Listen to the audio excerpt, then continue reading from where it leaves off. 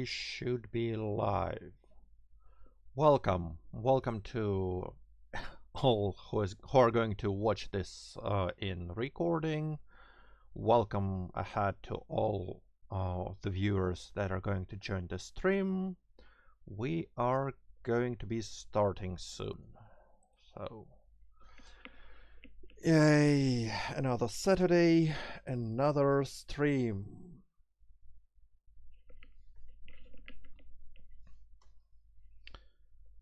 Okay, the data looks fine. Rendering and coding don't drop too many frames yet. So we are live. Okay. So here is the file we're going to be working on. That's something I was working during the week. And first of all, here I already have a bunch of vehicles imported, but it just... Okay, hello to my first viewer. Those vehicles I have imported, but I'm just going to, not just for the sake of the stream, going to select them all and, well, maybe not delete, let's just disable this collection and pretend that it's not here at all. Now, let's make a new collection and call it something, well, not the sub-collection of this. Let's call it raw, because that's where I'm going to import the base models we have to work with, because that's going to be a lot of slightly different models that have the same base with some variations. And I think I picked off those variations, and now what we need to do is to get those raw imports and try to disassemble, reassemble them using those components. Okay, so first import, let's find, this way. Okay, so let's find the correct folder, that appears to be it, and let's search by truck. And our first truck is here, truck flat, but those flat nose trucks are not the ones we're working on. Bank and SWAT trucks are also kind of the wrong variants, and that truck bed is where we're going to start. Okay, so importing it, and that's the truck we have. So select this item. Let's make sure that the scaling and position are set correctly. So to do this with the object selected, Control A to apply rotations and scale, and that fixes some stray values here. But we still have this origin point is missing the world origin, and you can see the offsets here. One way to fix it might be to go apply location, and that also moves it to the world origin. Or if you wanted to move it somewhere specific, you can move the cursor and then go to object, set origin, and origin to 3D cursor. Okay, so that's our first truck. But we also have some components that were already made here. So for example, we have the base of the cab here that already has all the doors, windows, and engine block and hood taken off from it. We have, well, this hood, we have 2 doors, we have 2 front lights, we have a windshield, we have those front windows, and the rear window. So all those things that we have here, we don't need to keep from the original model. So how do we do this? Well, let's make this model visible, go to edit mode, and, well, the easiest way is, because everything up to this line we have already demonstrated that we have, go to transparent select mode, go, well, like select all the faces like this, X, delete faces, and all that is gone. Okay, there are two faces that evaded selection, just add those two and delete them too. Okay, so that's like the cab that we are keeping from this model. We are then going to be adding this cab and all those peripherals here. So that's what I call deconstructing and then reconstructing. But we also have this wheel rim here that is kind of going to be shared, probably going to be shared by a lot of other trucks. So that would make sense to move those rims to a shared component here. And in fact, I have them. So here they are. So those were like from the previous models you saw me delete it. That's where I separated them and saved as a separate object. So those rims can go away. Oops, not vertices. Delete faces. Okay. Now this rear bumper here. For the rear bumper, we have also separated that as an object. So that one we can also delete, and here we have this same object. It is missing the headlights, well, the tail lights here, but those lights are just separate entities and need to be re-enabled. So that is how we can get this vehicle from predefined components by destroying parts of it and then using shared objects to replace those things. Okay, and the main thing here that I wanted to replace was this cab here, because it has all the animations.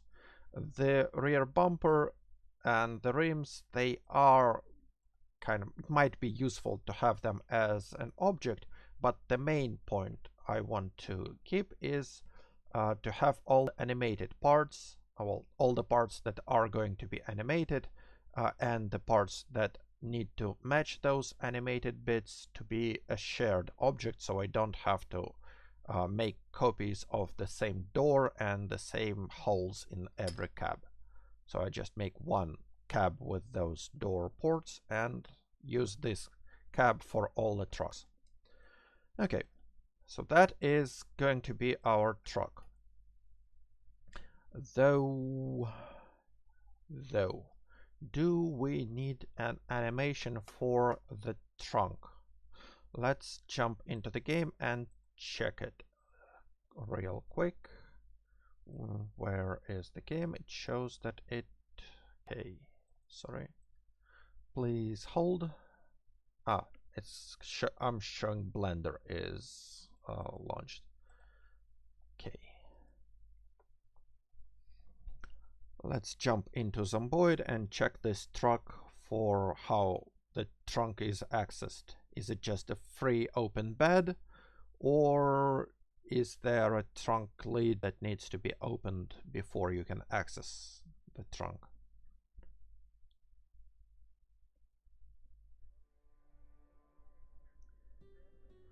Okay, so the game sounds are on.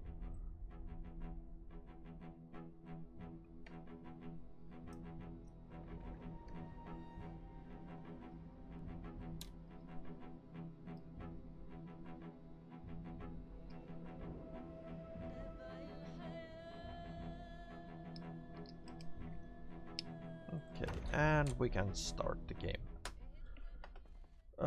Yeah, that's the middle of the night. Let's first enable our hunger deterrents, then general debugger, general game speed option, just slide it forward till you get daylight. I don't mind working in the night by myself, but obviously on stream it's better when you folks are able to see things. Okay, yeah, you might notice that we're no longer in Riverside Junkyard because that was too cramped when I added all the vehicles. And here I have literally every vehicle from PZK mod added, so we can see which ones are animated and which ones aren't.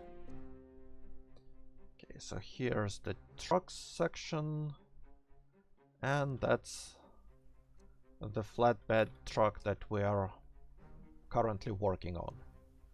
So first thing we might want to check is, does it have some rear door? Okay, so it has rear window, but that's on the cab, and it does have the rear door object here. Okay. Next thing that might indicate that we have animations is here. Well, no, actually we don't seem to have a problem accessing the trunk while it is closed. So maybe we can get away without animating this truck. Oh my. That's kinda a scary amount of lost frames. Okay. Let me try to fix this a bit.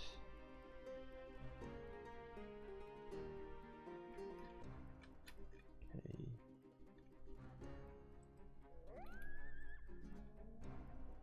OBS.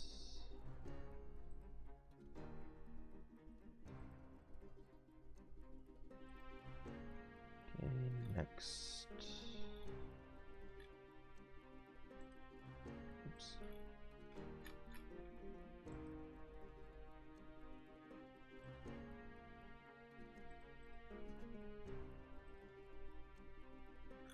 Okay, would that fix this issue? No, we're still getting a lot of dropped frames, and we're getting a lot more when the game is active. Okay, so that's probably something with the game. Oh, yeah, I guess having that many vehicles around can overload the CPU a bit. Well, hopefully the quality is bearable. Please let me know in chat if it isn't. Okay, what I was going to do here, well, we don't have a trunk lock here. Okay, and that's an indication that no, we don't need to make an animation for this trunk lid. Okay, that's good to know. That means this vehicle is ready. So, okay, and well, apparently while the game is in the background, that's going to be not good for us. Let me check if I can return to the previous place and if it's going to help. Okay. Nope. Doesn't look like it. Well, at least not while they are loading. Well, let's give it some time. Okay, yeah, looks like it's stabilized. Sorry for that. Okay, so that's the truck. We have everything set up for, well, except the material. The material here needs to be, which one? Like flatbed. Okay, so now that is colored kind of properly. I am not fond of how this texture layout works here because you have some blurry, unrecognizable stuff here, you have some stretch marks here, and the only thing working correctly is this bit here. Well, so we can change that but should we? Since that's not the main point for visibility, I'm not going to touch this unless you want me to show you how to do this. Then ask away. Anyway, now we have this model, but that one model is only like this submesh here. So it is not connected to this cab here, and when we export it to Project Zomboid, we want it to be one mesh. So how we can do this? Well, we need to add some modifiers to put those meshes together. So obviously those doors, windows, and HUD, they will be their own objects, as well as seats and the wheel and the engine block. Those are separate objects. But the base cab mesh, we need it to be joined here. So let's go here and okay, let's disable all those components so we can see what we're still missing. So here we previously I showed you how to do this with a Boolean modifier here. So that one we can use union mode and we can select the cab. But that works kind of finicky if you have some matching vertices on both things here. And recently I found a way to make to get the same effect, but way better. It's like super cool how it works. So instead of Boolean modifier, we add also in this generate category an array modifier. Its general purpose for the array modifier is to make multiple copies of the same mesh that can then be kind of spinned along some path or curved around or use another object transforms for some custom offsets and rotations. That's pretty good and powerful modifier, but in this particular variant we want it to have a fixed count of 1. So it basically duplicates this mesh one time. And for this modifier that is kind of nonsense, because why do you want me to have are you using array if you're not going to duplicate it? Well, because I want those caps here. Caps is if you want this string of objects have something special at the first object or as the last object. So here we can specify as cap start this our cap base. And here we can see that, yeah, that did work, but it didn't work perfectly. It got some offset here. And that's because we have this relative offset mode ticked up. So we can either set this relative offset to 0, or easier, just untick this offset and it works fine. And additionally, if you have some objects that need to be connected here, because with this cab state here, it's not really important if those vertices connect or not. But this very cab is actually consistent of several objects itself. I'm probably going to show you when we get to the next, well, a few trucks over. And then that would be important. You can tick this merge checkbox here, and that gives you the smooth connection between the two parts. And that was one of the things I noted previously when we were making those composite models, that the edge you connect them by, that's going to be a sharp edge no matter what, because you cannot merge them together. Well, with this method you can, and that's really good. So now we added this a modifier here. Let's call it cab and hide it. Well, collapse it so it doesn't take a lot of space. We have this cab added here. We also need those wheel wells, rear wheel wells, and the rear bumper. So here let's generate the same stuff, array, cap, and use the standard rear bumper without an offset and with merge, and let's just have one count. Yeah. And let's try a few more things. So for example, we have this offset here. Let's try to use this end cap and set it to those rear rims, and they also appeared here but with one extra offset. So we can remove those extra copies, remove this relative offset, and now both of those objects are added in here. So you can like add up to 2 objects per one modifier, which is also an advantage compared to the Boolean union modifier. But the difference between those two modifiers is this modifier does not check for intersecting geometry, which, depending on what you do, might be a good thing, and it is a good thing in this particular case for us. Okay, so that truck is now has everything that it needs to be exported into the game. So let's give it a name. Let's just call it a truck bed. Okay, we have already something called truck bed. Is it here? Okay, truck box object. What is that one? Okay, trunk box. Yeah, that one is going to be important a bit later. And where is?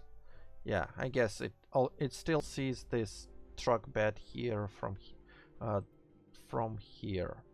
So that one is okay. Let's select this entire collection, and we're going to just delete those. Okay, so that is going to be our truck bed. We have cut off all the animated parts and adjacent parts. We have animated parts as separate objects. We can export it. So here, okay, that collection can be switched off, that can be switched off. Of those, we only have the objects we need. So let's get our first truck in game. Export FBX. Okay, let me make sure you see that. Okay, let's find the appropriate folder. So that's where we put those. Okay, and here let's just name this file PZK trucks, because we are going to be exporting them into the same object here. Okay, so armature, mesh, only visible objects, animations, the standard setup, simplify rate as 0.1, and export. And one thing I realized while I was doing those export settings is we don't have animations or armature setup, so that's what we're going to do now. So to do this, let's name this collection as armature. Then, having this collection active and the world and the cursor at world origin, let's Shift A to add an armature. That armature is vehicle skeleton, and this armature name is also vehicle skeleton. And finally, the individual bone is just vehicle bone. So that is our start of our armature. So now let's add more bones. Start by selecting this axis for the door. Shift S, move cursor to selected.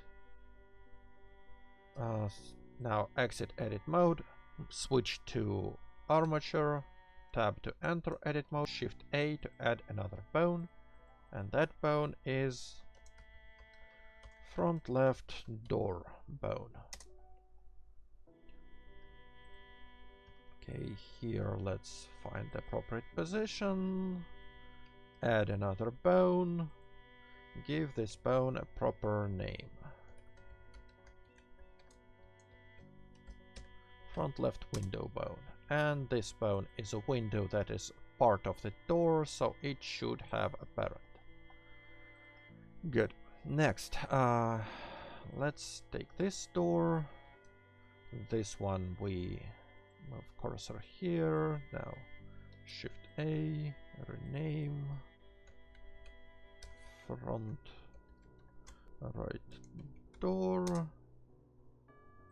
Okay, this window here.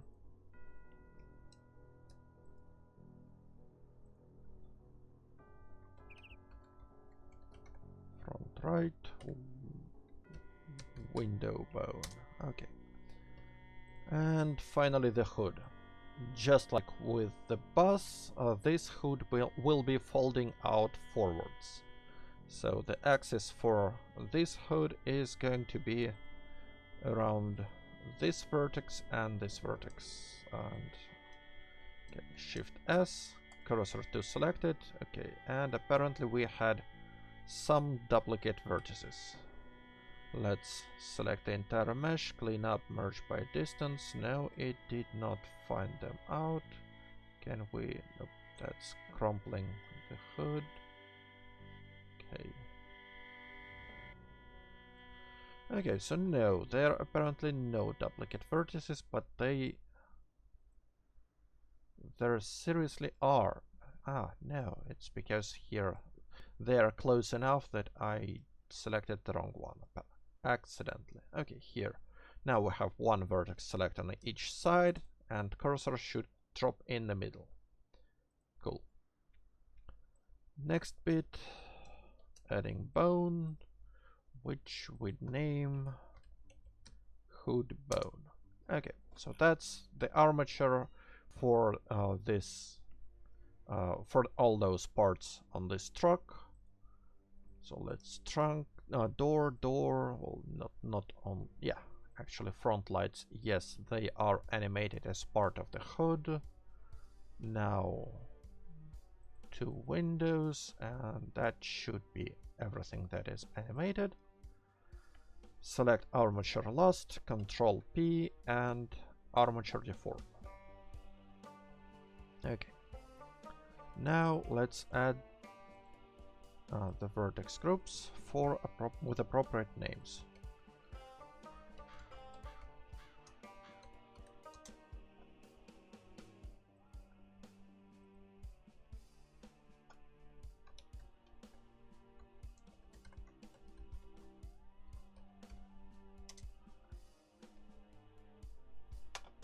Okay, next hood.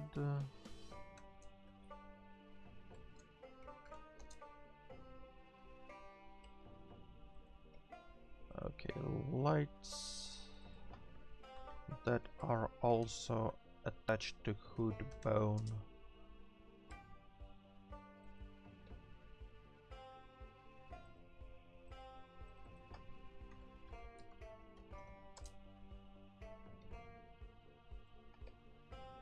And the windows here.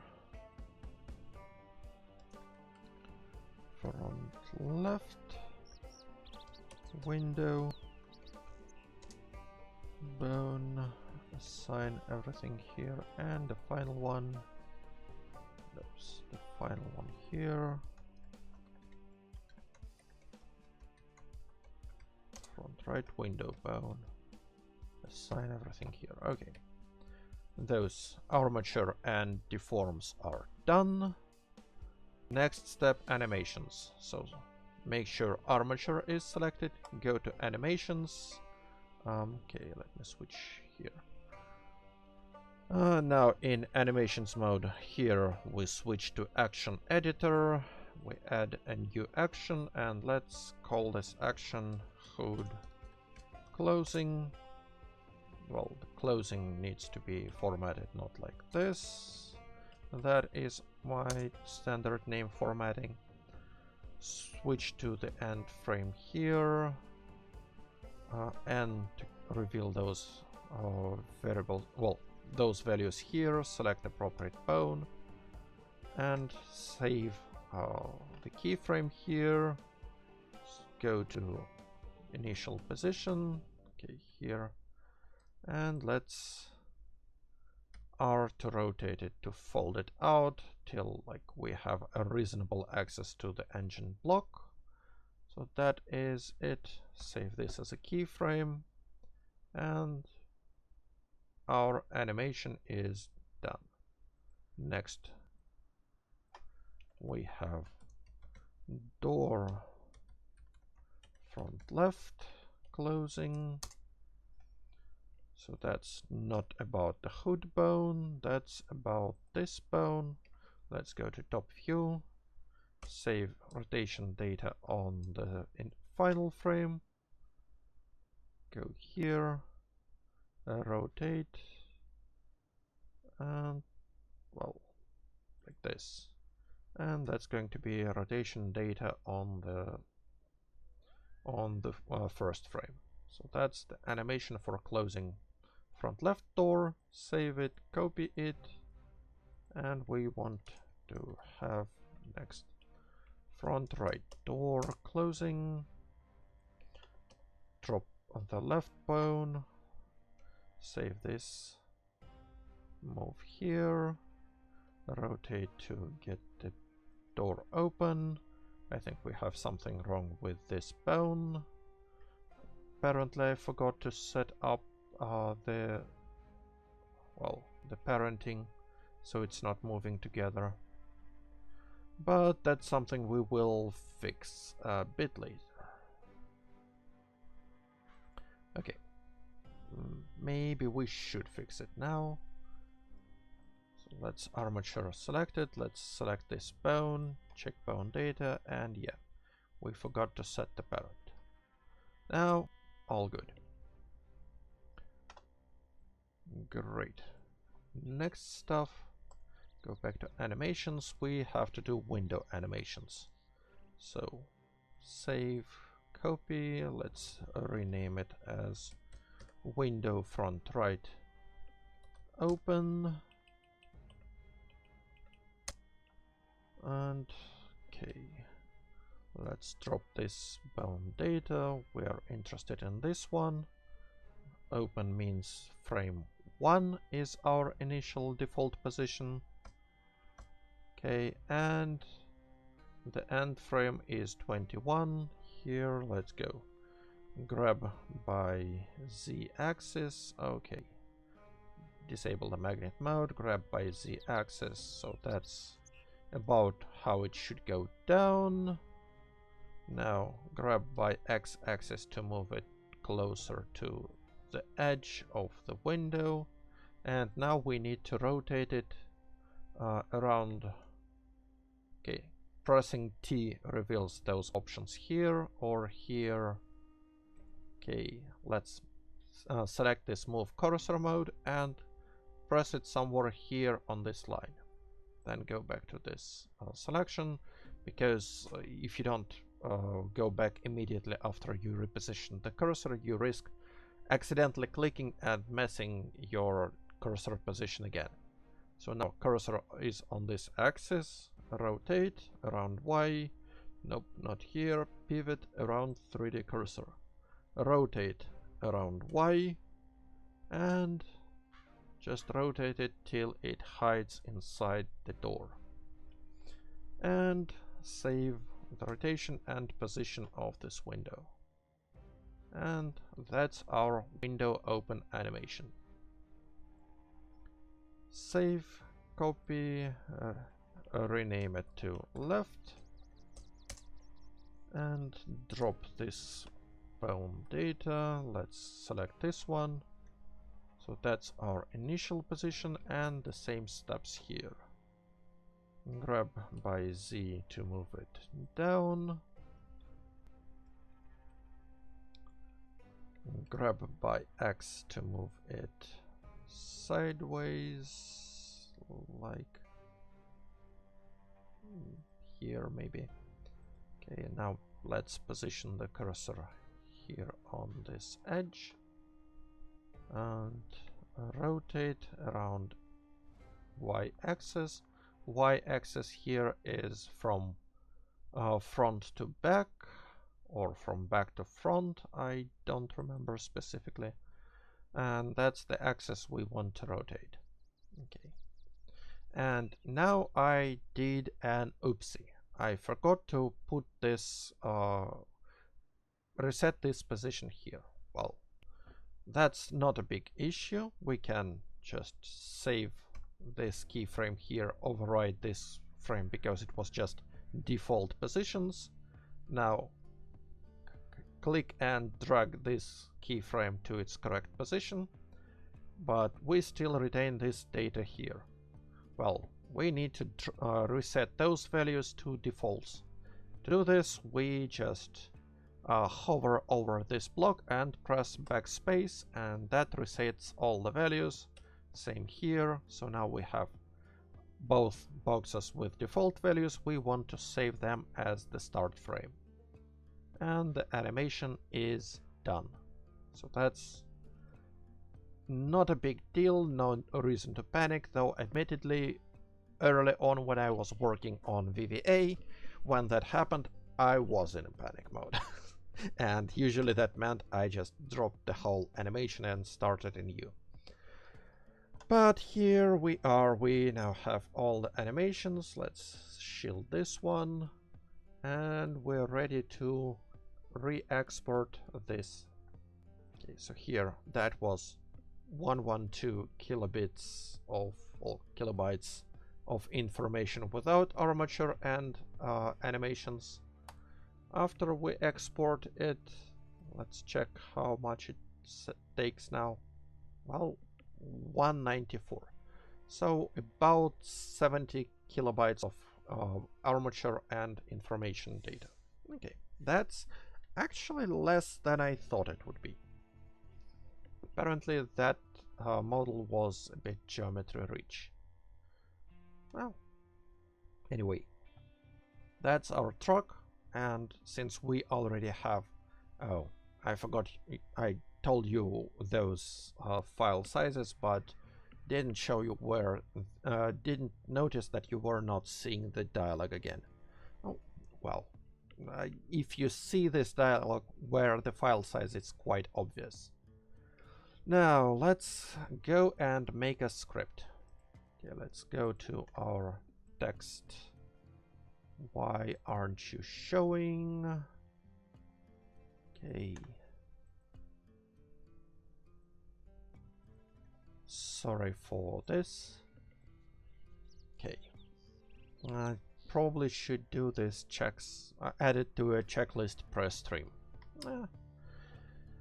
So that's our basic main animations lua file. Here I added a couple more vehicles here between streams. Last stream we ended with those step vans here. And I also copied and saved the bus data. Where is it? Yeah. Here, so we have all the school bus, army bus, and prison bus all are animated now. But we need to create a separate script for the trucks. Well, for this truck variant. And that is just the 2 doors, so let's grab any variant like... no, I don't want it to be actually any variant, I want it to be some base variant. So which one was base? Maybe this royal. Yeah, that looks like... does it have the interiors? Yep, that has the interior, so let's copy this one.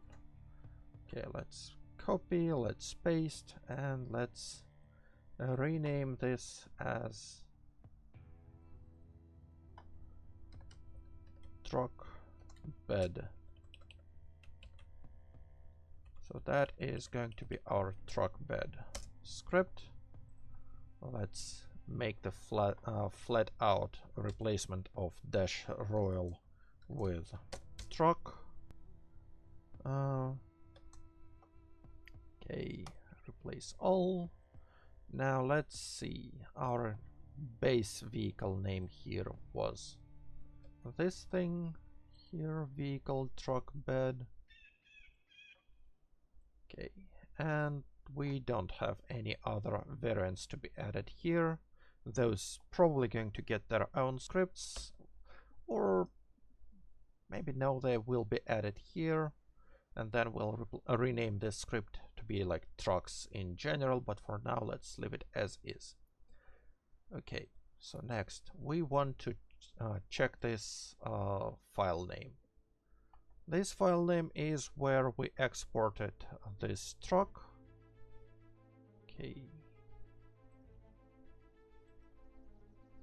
And let's find how I named it.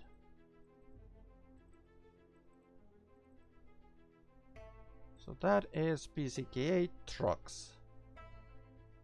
Okay, so let's paste it here and use this as a replacement. We'll replace with this. Okay, that is fine and good. Next we have truck door front left, truck door front right. The object names are fine, the bone names are fine. Front left windows, we don't have a trunk, though we do have a hood. We have a windshield, we have a static rear window, we have 2 seats, and we need more lights here. And the lights are going to work just like with bus here, so let's copy model definitions from here. Okay, so we want lights for front left, front right, copied from here. Good. So that is our lights position. Next thing, okay, this is already animated and they already have the hood bone registered, so that's good. Seats only 2, that's correct. Okay, so truck animate doors. We don't have a trunk door. We do have a rear door, but we're not redefining a model for it. Okay, here we have front left door, we defined model, front right door, engine door, window, front right window, front left, windshield, rear windshield, seats, interior. So we are also missing the lights definitions and battery definitions. So the bus, it already has those definitions and we can share those. So let's just copy those here. Okay. So we need to get those part definitions copied from the bus. And it also probably can use the same truck bus battery, because that's the bus is kind of similar to the rest of the trucks. So that's what we are going to use. The only thing I really want to replace is those, well, the lights should be from the truck models, because the bus are similar but kind of different. Okay, and here we have those front lights I noticed, but we don't have models for the rear lights.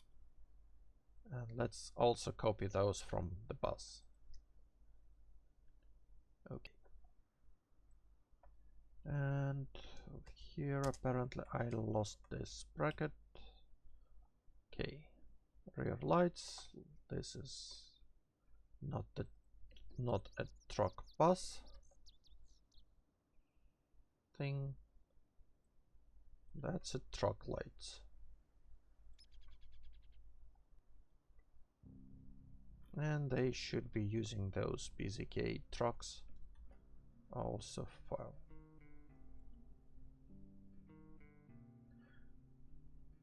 Technically, it might be possible to combine the bus into the same file as those trucks, but it's going to only share the hood animations, and well, that's not too big an animation to warrant trying to cram in those barely similar models, and the doors on the bus are wildly different. So I'm not going to do that, but here we are. Okay, so here we have truck animate doors. We have this model here, truck A. Well, yeah, let's add a suffix here, truck bed A, and let's register the animations. Okay, let's make a copy of a block here. No, not like this. Use this model ID as the ID for the block because of a hack I used. Next, we want that truck to be only 2 doors. It has only 2 seats, and that's going to be an open bed variant because there is no animation of the rear door. Okay, do we have it? Well, we apparently don't. So let's get this utility script and let's find it.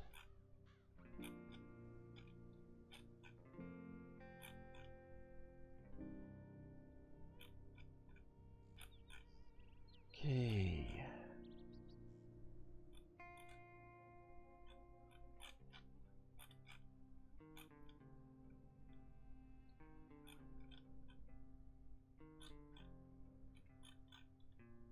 Well, there's a lot of those scripts and I'm probably going to optimize them a little bit. Okay, so here, rear door, trunk door, and open bed version. Okay, so that's the name we want.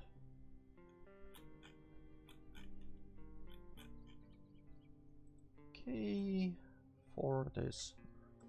Okay, so that's our, no, we also need this template name here. That's not the same as a hearth. So that's going to use this animation. That's that template here. Okay, that is good. Now we have this ID. Let's link it up with the truck. Okay, so let's put the truck ID. That's going to be this one. Okay, copied it from my list.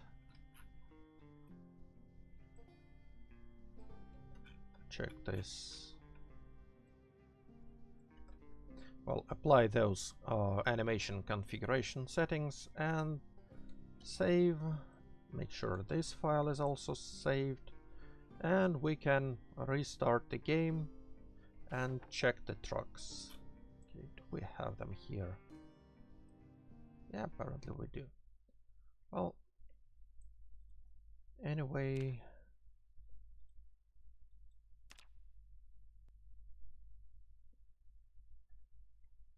let's get back to the game.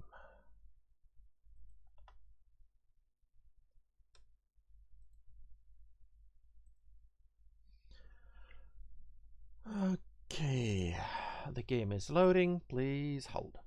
That's gonna take just a minute. In the meantime, well, how are y'all doing? I'd be glad to hear something.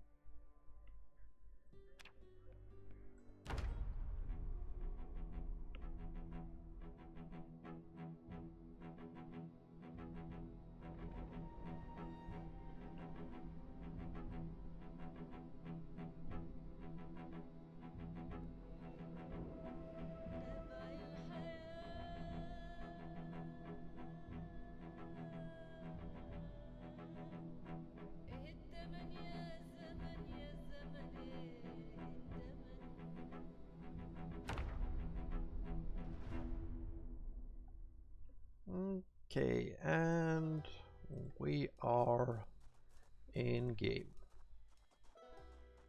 So all those vehicles, yeah, they are Kind of giving us some lag, not too bad this time though.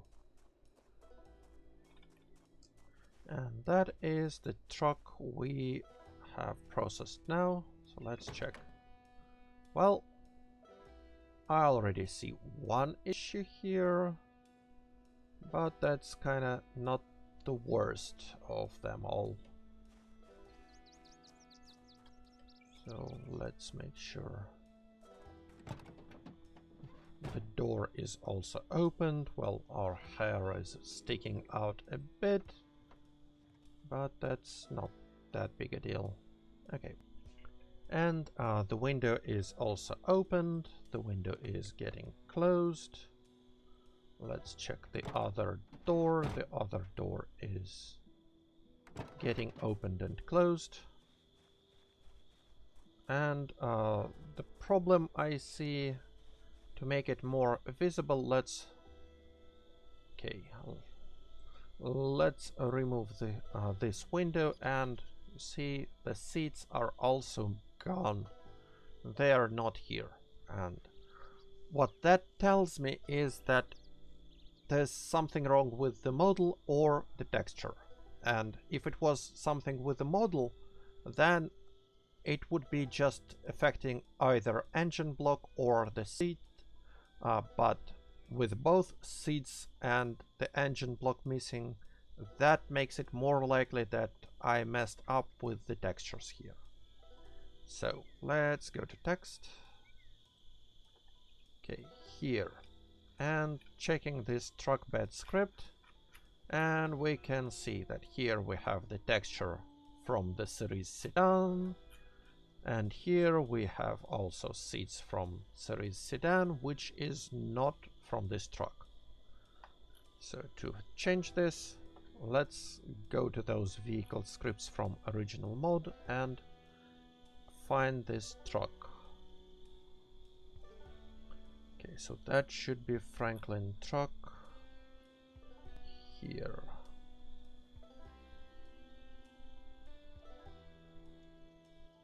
Yep, Franklin truck bed. And the skin for this Franklin truck bed is this skin here. So let's copy it, go to our script, and go replace all the mentions of this texture with this texture. Let's make sure that both seats and the interior getting replaced. Okay, now we fixed the texture, and that is not going to take effect until we reload the game, but other than this, I suppose this truck can be considered complete. So we'll just move to the next truck, and if that move to the next truck, and if that one is not fixed by the time we restart the game, we'll know that we need to deal with it some more. Okay, so let's go to Blender. Okay, so here, that is our truck bed. Let's move it into the processed files and hide it from view. Now, selecting this raw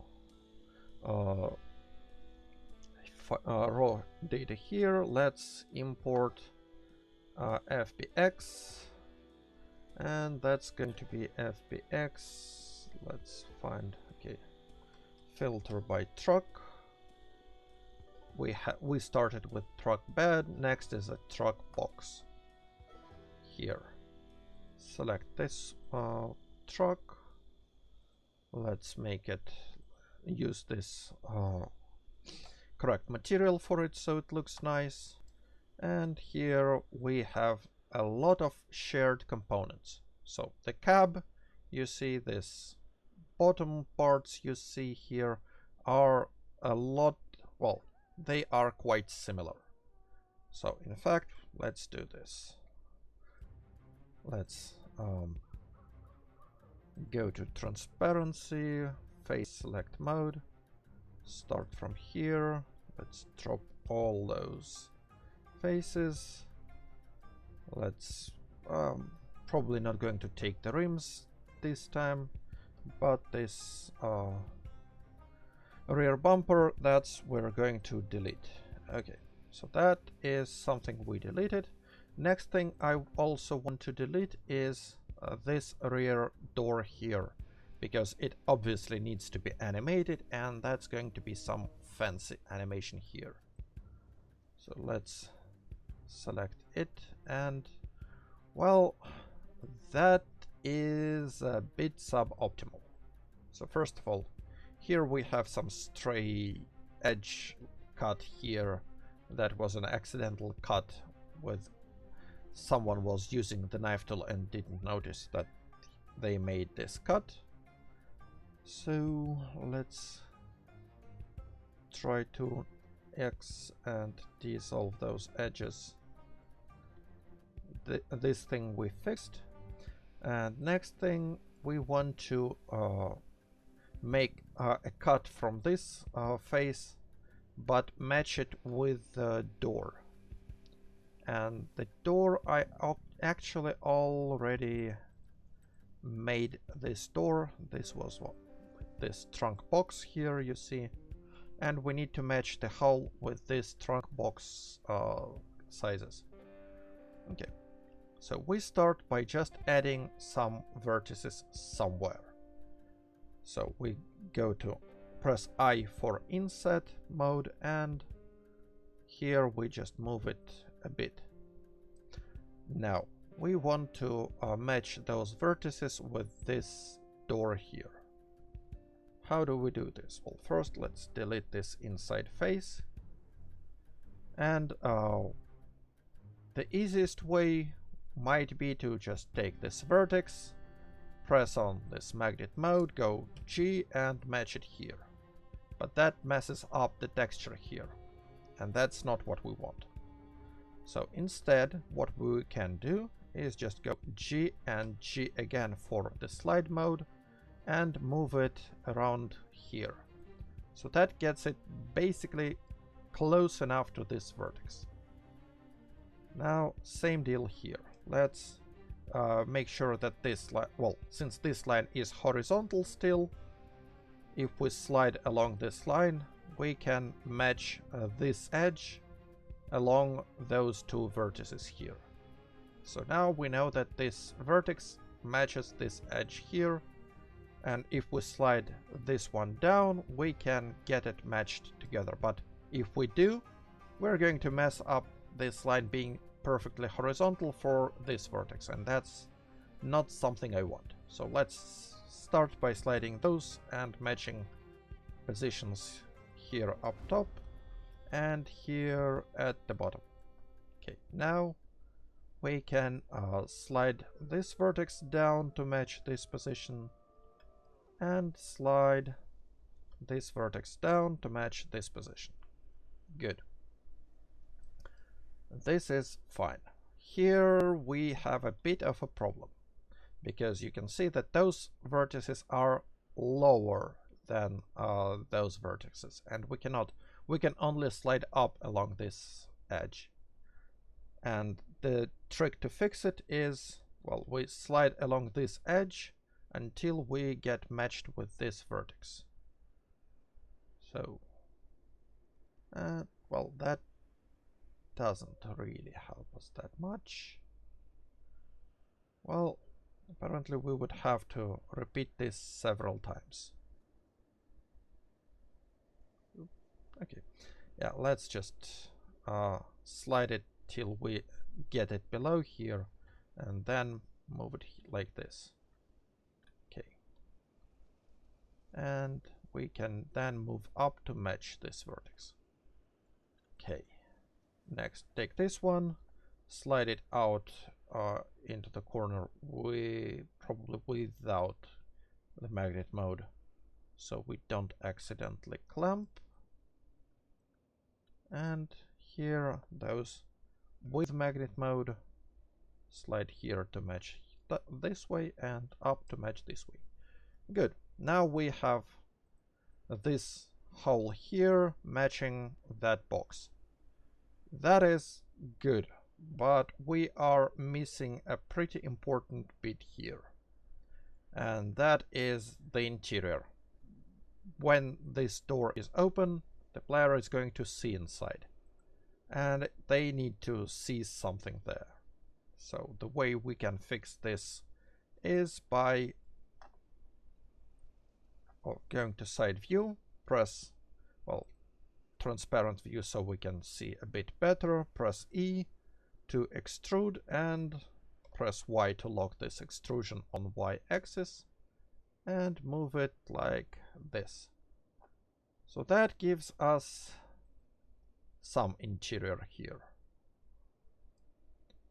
And that might be good enough, but we still have this face opened up here.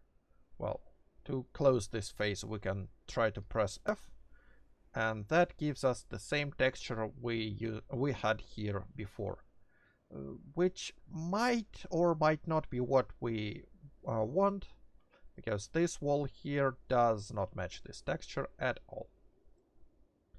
So how do we fix it?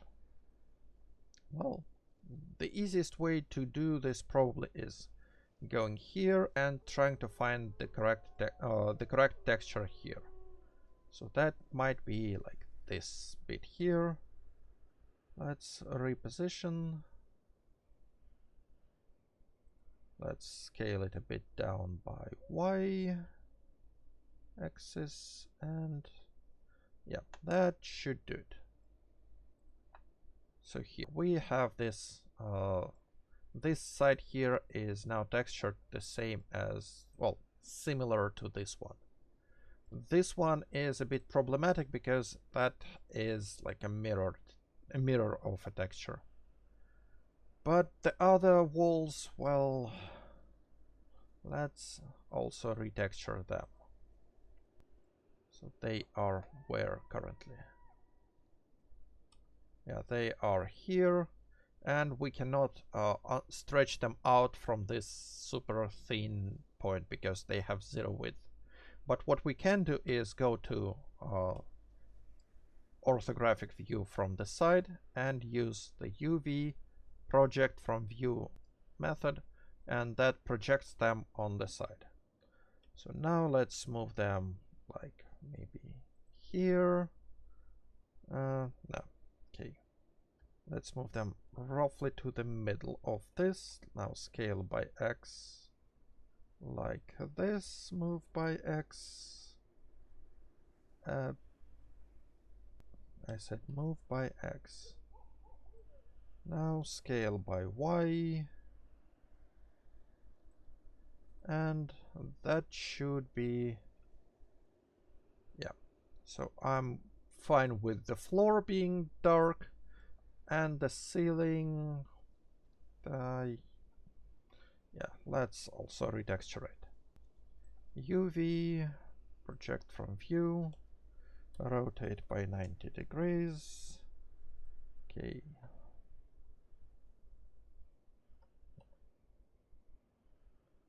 So you go here, you go here. Selecting pairs of vertices and constraining how they are moved is another way how you can match this box area to box texture.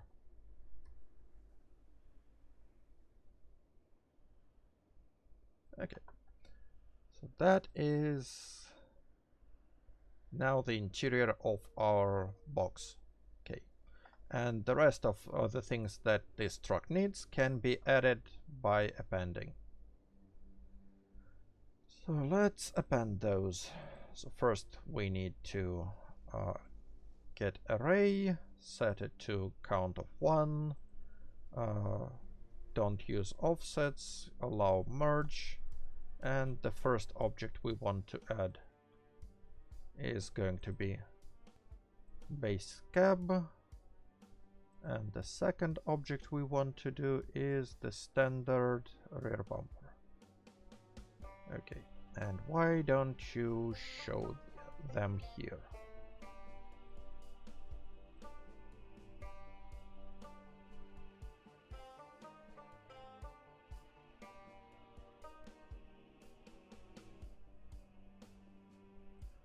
That is a little embarrassing. Okay. I just show you that this they work, but they don't now. Okay. So why would you? What is the problem now?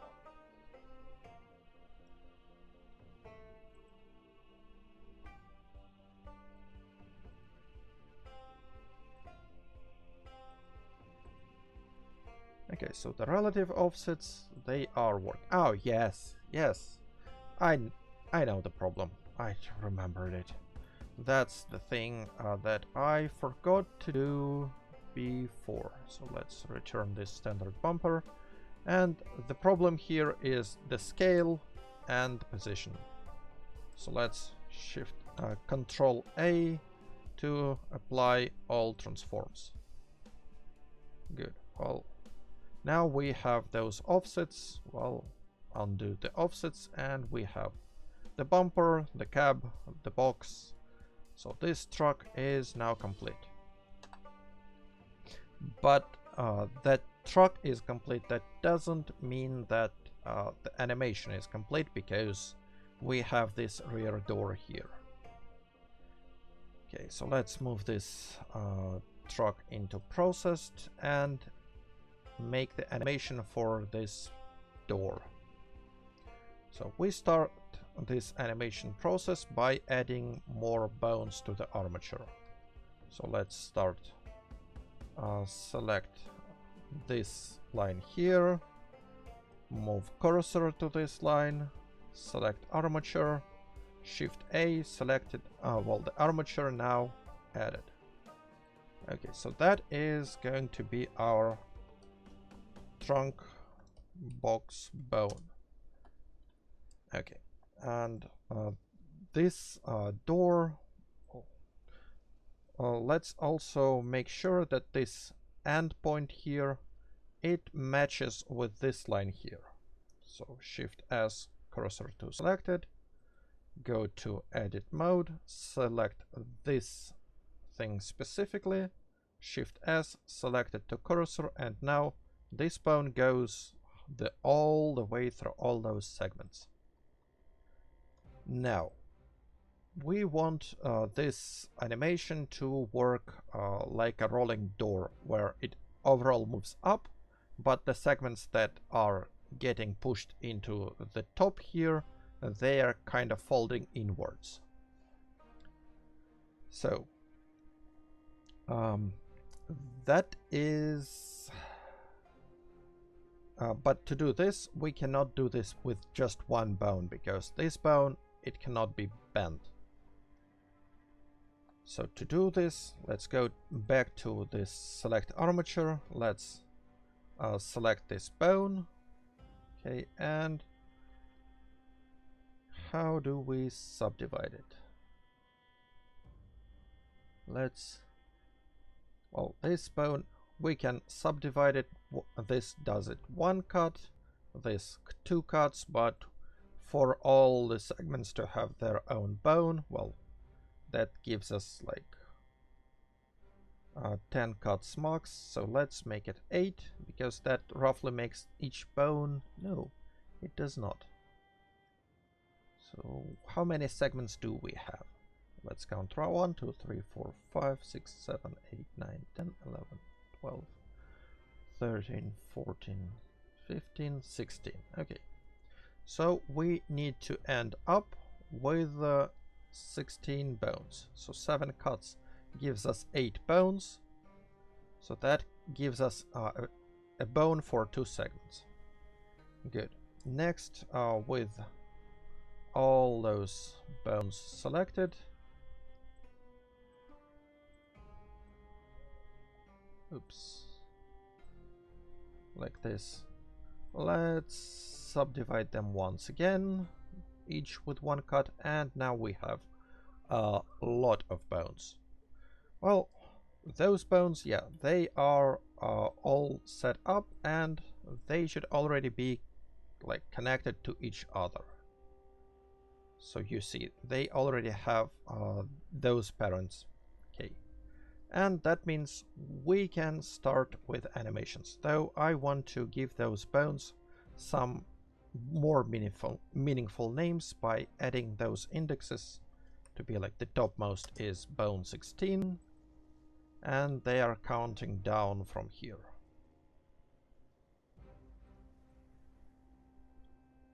Okay.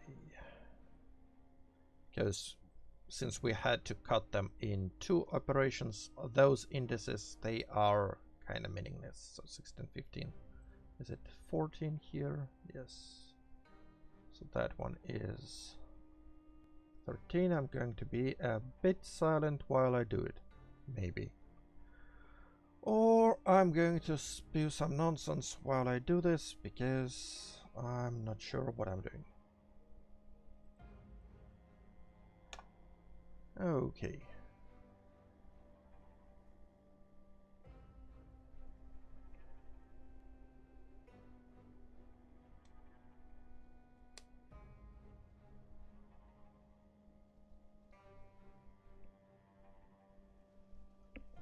Well, yeah, this huge vehicle mode is not my work, and it was done in a lot of time.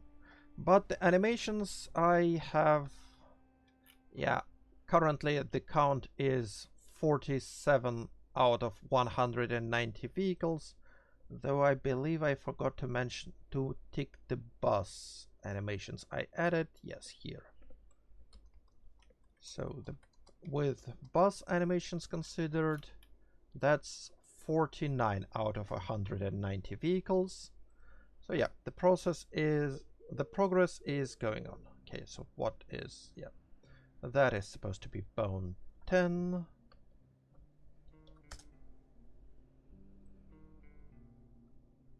And counting down.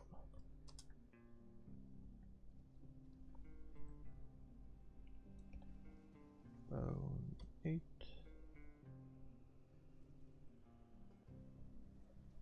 7.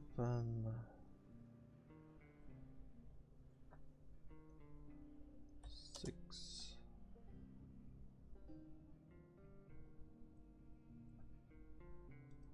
5.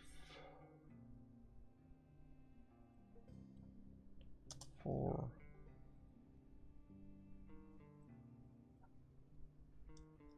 3.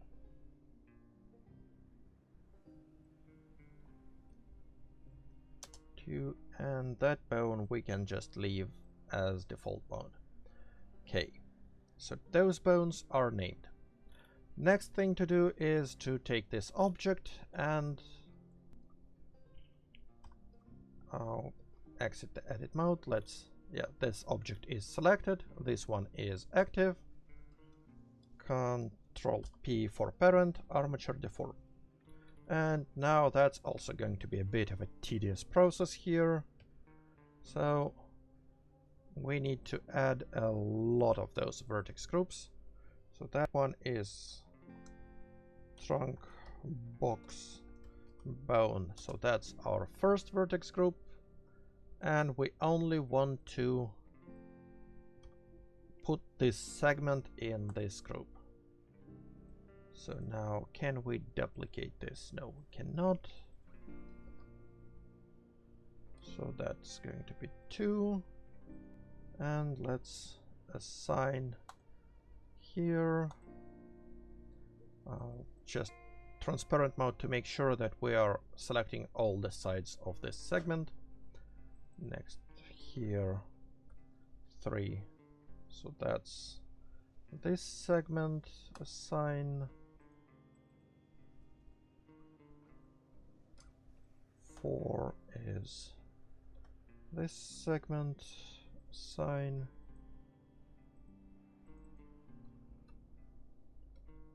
5 is this segment.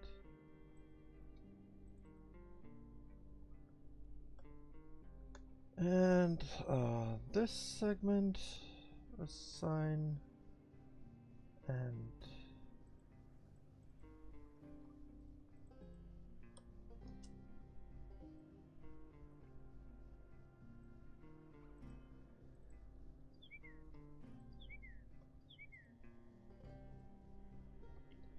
Yes. Riveting action.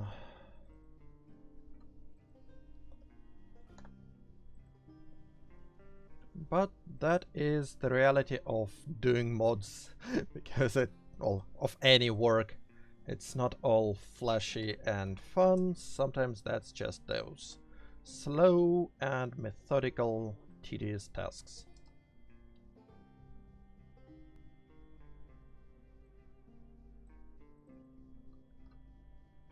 But we are going to get something flashy quite soon.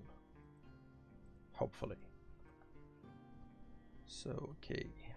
13 is this one. Sign.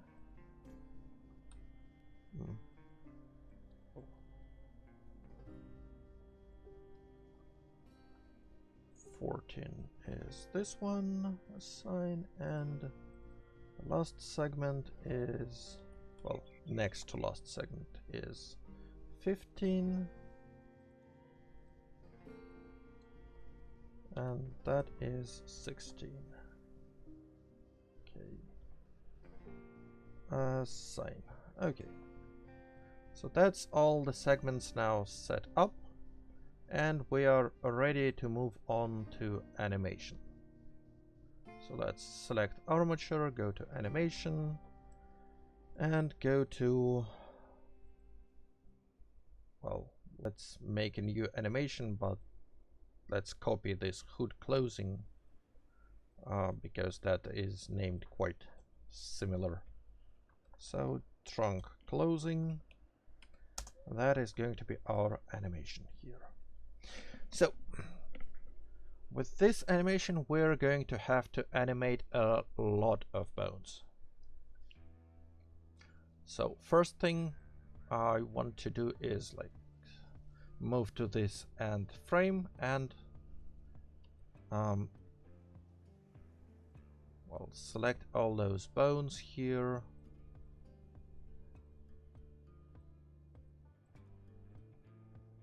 And save their position and, well, their rotation, and the position is only saved on this bone here. So let's, yeah, apparently I need to make them one by one. Okay. That is a bit unfortunate.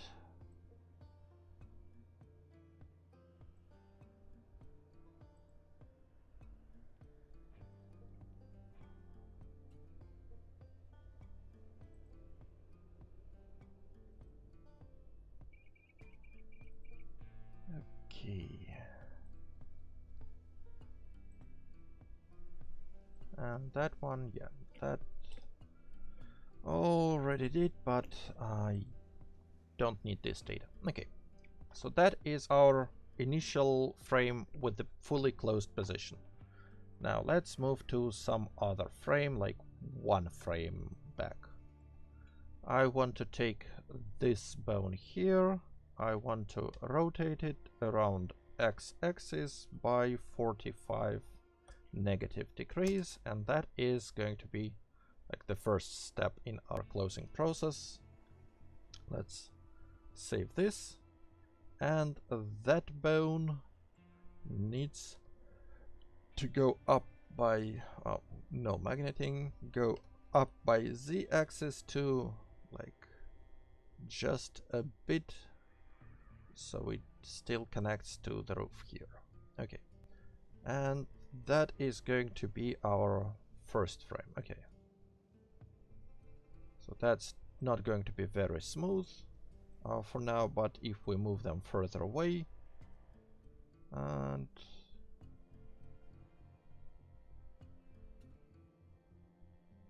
why? Okay, yeah, that's because to move them further away, I want to move both of them further away. So that's like the first initial step of rolling up. Next thing. Okay, let's move it a bit closer and move the next frame here.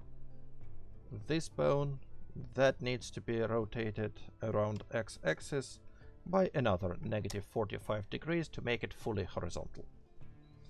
So that is fine. Next, this one goes even further up. Okay, like so. So that is next keyframe here. Okay, with this bone, did I save it? Yes, probably I did. Okay, so that's 2 steps of our animation. So that falls in one segment. And this one going straight, still straight there, doesn't look right. So I want to start by angling this segment already by some, like maybe 20 degrees there. So let's go here, rotate around X by 20 degrees negative, and that is okay. Save here. So that's yeah, that's going to be a bit of an oof, because on this step, this one that needs to be a default angle yet. Oh, maybe it shouldn't. Maybe it should already start angling here. We'll kind of decide it later. But here we see a problem. If we go to transparent mode, we can see that because this bone is now angled, this bone is angled relative to this one here. And so we want it to be straight horizontal, but it is not. We can apply here some another rotation because we know by how much we angled this one, but that's not always the case, and there is a way to fix this. So to do this, with armature selected, go to edit mode, select this bone, go to relations here, and untick this inherit rotation point here. So that when you exit this edit mode, since it no longer inherits this rotation, we can rotate it this however we like, and this bone will maintain its orientation. And that is quite a handy trick, that in fact we're now going to move across all those bones and untick this inheriting rotation on all of them, because that's how we want them to work.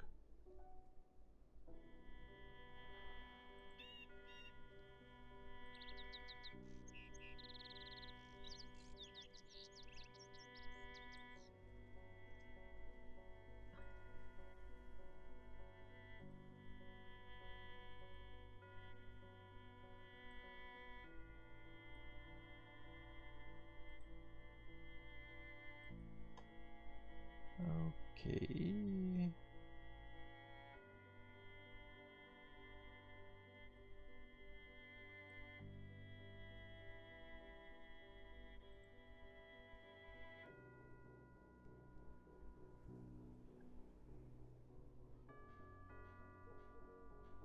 This one and that bone has no parent, so that's irrelevant here. Okay, let's go back, and that is our second frame here. Okay. So for our initial frames,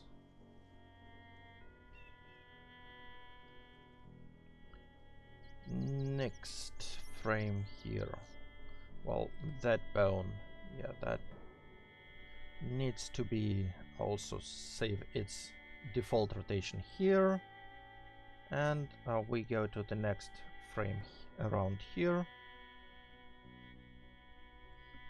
This bone is going to be now angled around X by the same -20 degrees.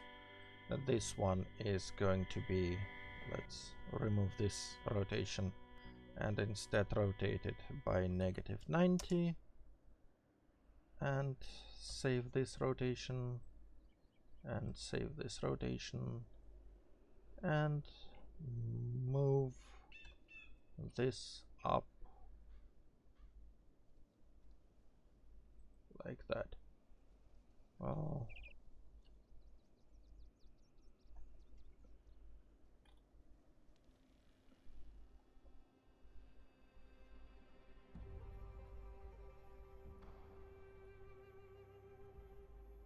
yeah, like that. Okay, and save this position. So now we start. Oh, you see how we start this rolling up animation, and we just do more steps like this. And if we run out of space here, we can always just move those frames closer together.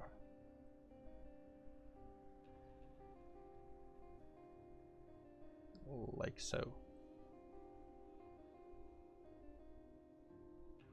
Okay, yeah. That was a bit of an oops. Because when we move them closer together, I want to like move the whole frames, or not just on the visible bones. That one goes here, that one goes here, that one goes here. Does that work? Yeah. So, next frame. This one. Let's make a save for its default position. That one rotates by -20. This one rotate X by -70. Did I rotate that correctly? Yes, I did. Go to this rear view. Now let's take this one, move by the axis up till this bone matches where the cursor is roughly. Okay, and save. Okay. So I forgot to save some of the bones here. Which one? So apparently both of those ones. Okay.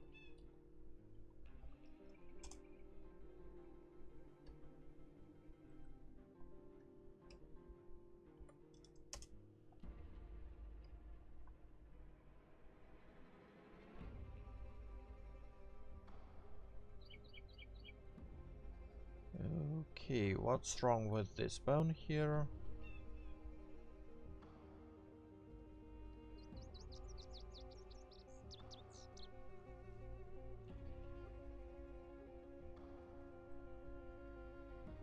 Okay, so that one angles prematurely. I want you at this point to be at your default position still.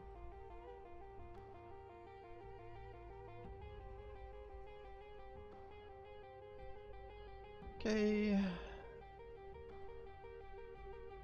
Next frame. This one. Okay, that one got it. This one gets ready. This one gets rotated by X at -20. And save it. This one gets rotated at X by -70 and save it, and that goes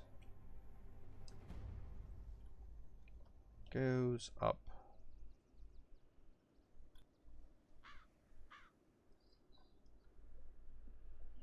Okay, and that's another frame done.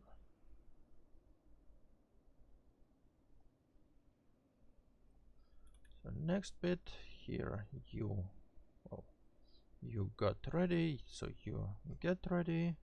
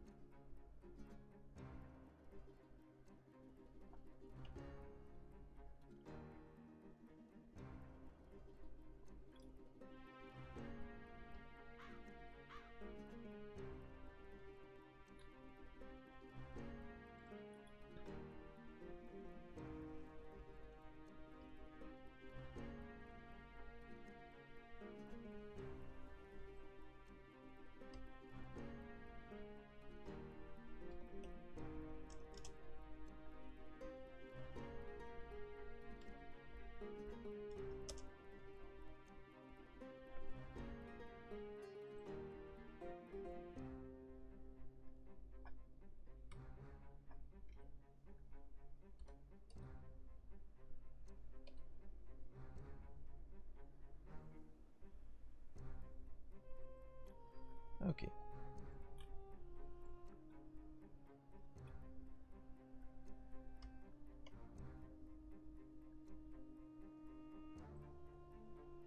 Step by step.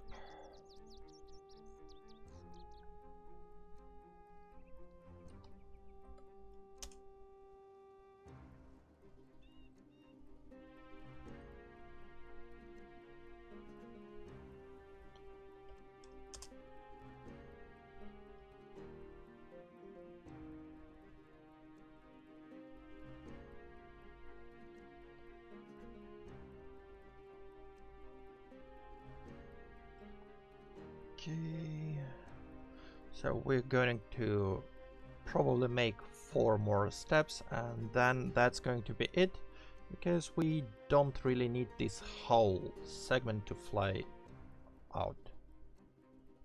Well, okay, that one gets ready, this one gets 20, this one gets 70, and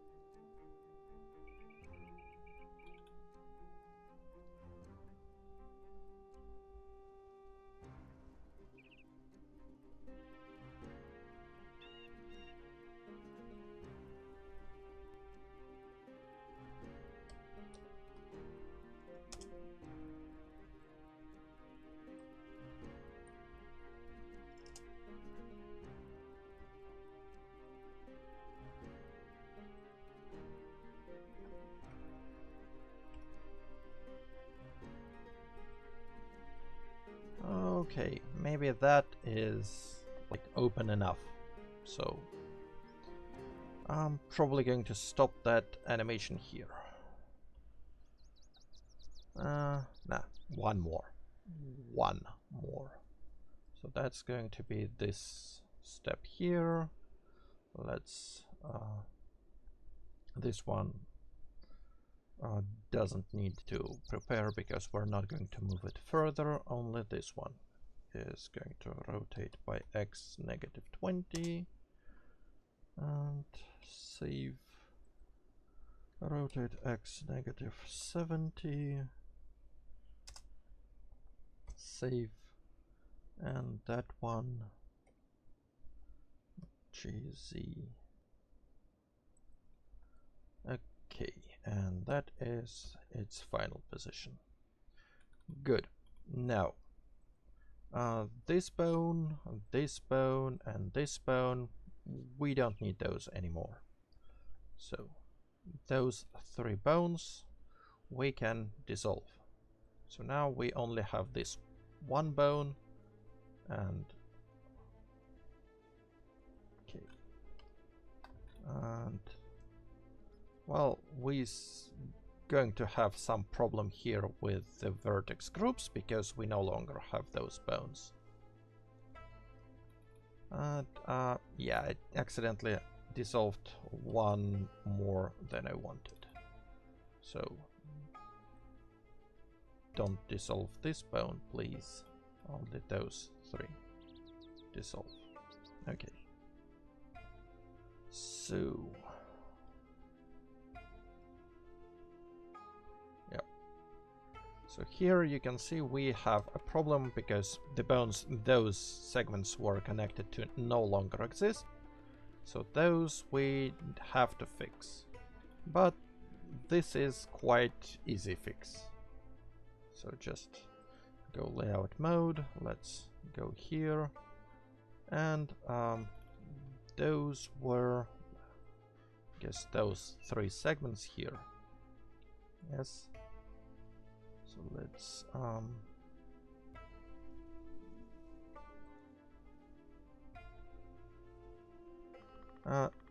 I tried to see which segments are not animated. I don't see it because, well, here you see the bones have moved when I moved this timeline, but all the segments left in place.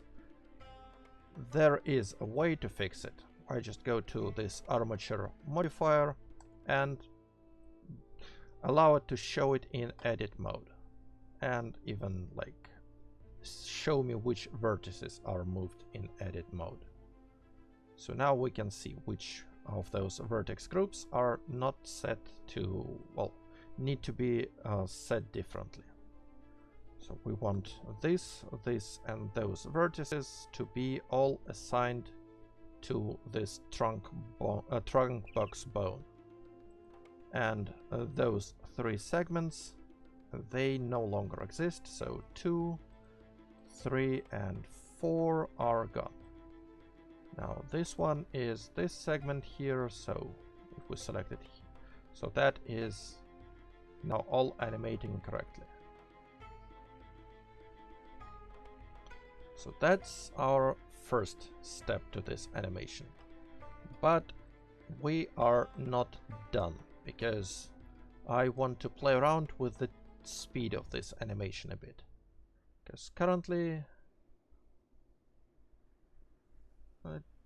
you see it starts really slow here, so this one, and then it speeds up down, which might be realistic, but I want it to be kinda, we start faster and then we slow down by the end. So, and to do this, we can control this by spacing between those frames here. So let's select all bones, so we have all the information of keyframes, and move. So we start by putting those segments a bit closer together, then slightly increase the spacing between them. I can increase a bit more, a bit more.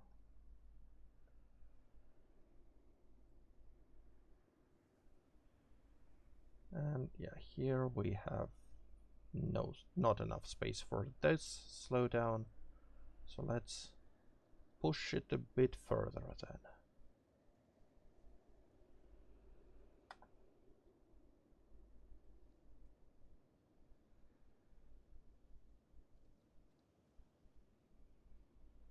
So yeah, that is kind of more what I wanted. So that's up and down. Okay, so that animation now is done. And we have all those doors, all those animations done here already. So let's save this file and try to export and put this box truck in game. So we want front doors, we want hood, we want lights, front, rear window, we want 2 seats, we want interior for the engine block, we still want this truck here, 2 front windows and windshield, and armature from here. Okay, so that is now all the objects visible. Let's export FBX. Okay, and let's add it to script. So that script, that is going to have this rear door part. So let's make a copy of this trunk bed script, and this one let's switch to text.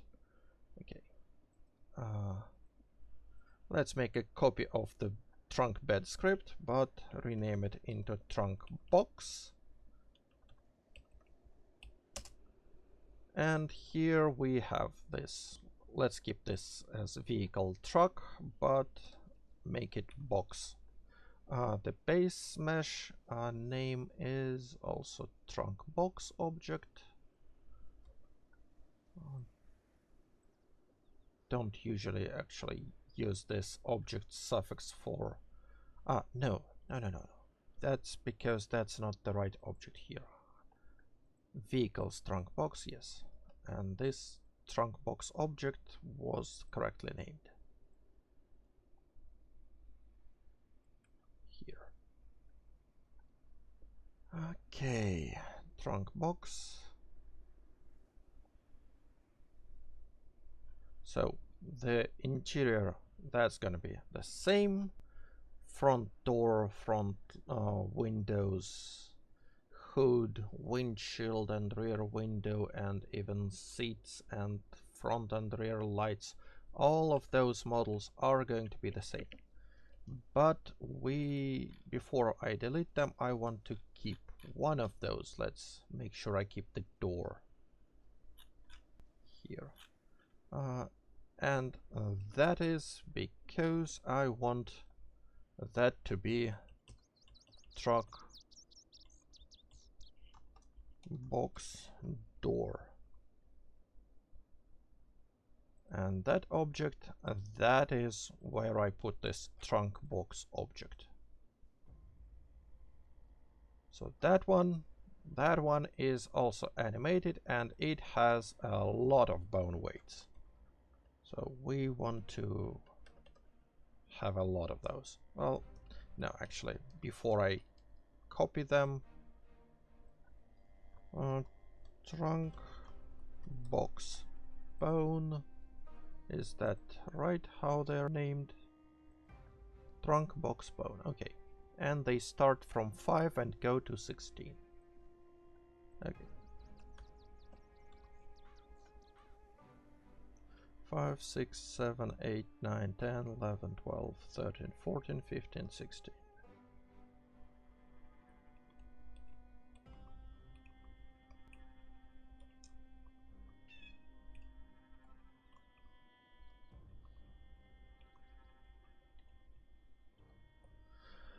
I am a bit afraid that Project Zomboid is going to freak out about that many bones, but I hope it can handle that.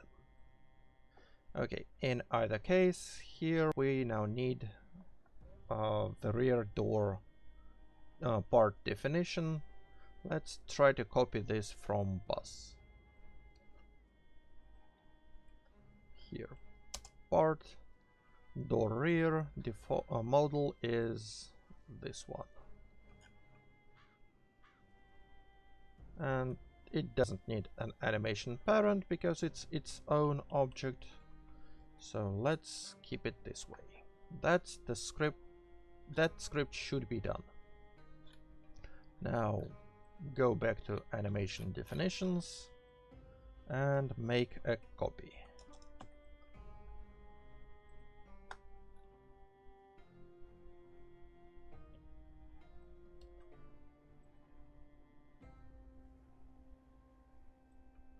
Okay, so that's truck box A with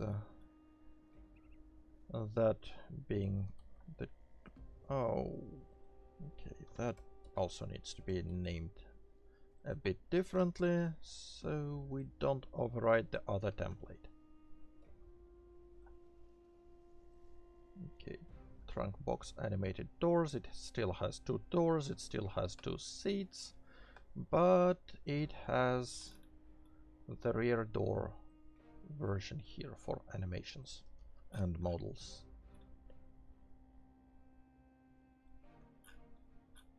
And finally make a copy, replace the animations config with the fresh one here, and let's Check out the name. Where are those trucks? Here. And vehicle ID is this one. Save, and we are ready to close the game and restart it. Okay. Sorry.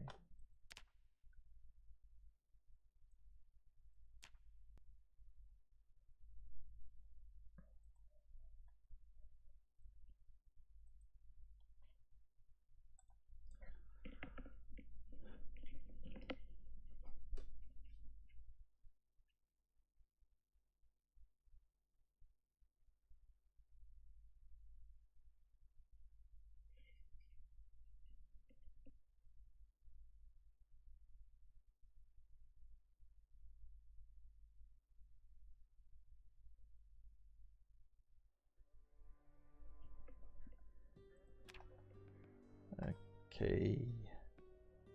So the game is loaded. Now let's load the save.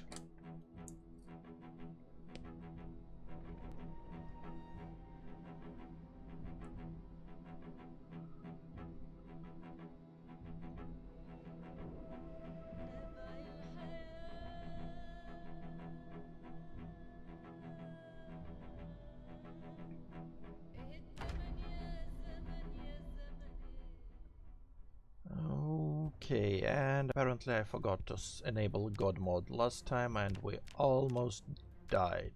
Well, not almost, but yeah, we were close. So first of all, here the engine block is back, the seats, the steering wheel is back, so this truck is now fully on wheels. This truck. Well, we have the engine block, we probably still have the doors open here. Yep. We can roll down the windows, and I'm not fond of how this looks. Okay. Oh, shoot. Well, that looks not at all what I expected it to be.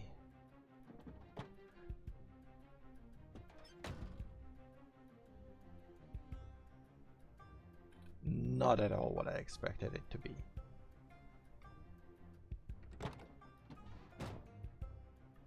So do we have a key here? No, we don't.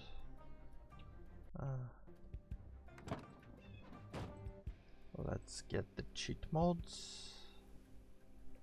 Let's take mechanics. Let's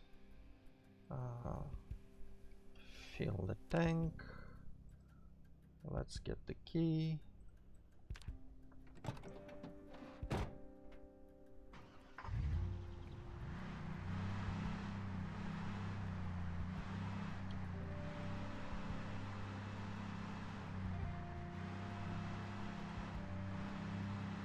Okay.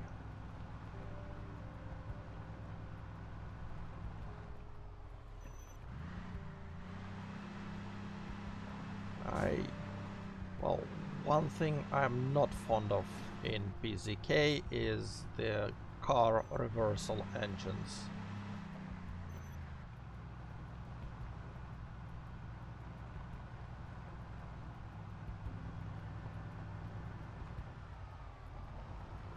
Okay.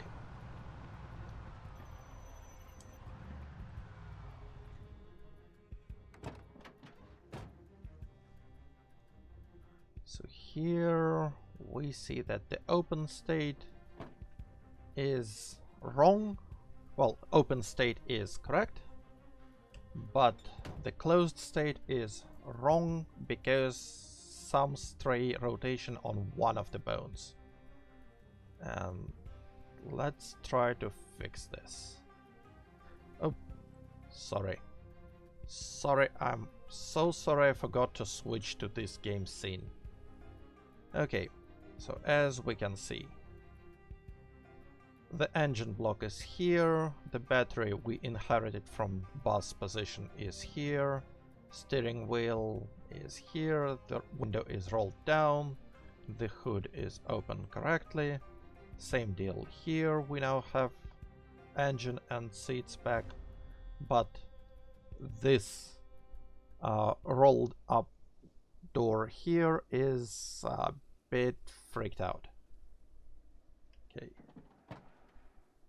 It kind of works correctly if you ignore this one rotation. So why is it happening? Well, let's find out. So first of all, that appears to originate from this 5th segment. Let's go to Blender. Okay, so Blender. Let's hide this bed truck. Let's go to animations. Okay, so those records here, we don't need those. Okay, so, and the 5th one, the 5th segment here. Okay, so here, first of all, I see some issue with this one.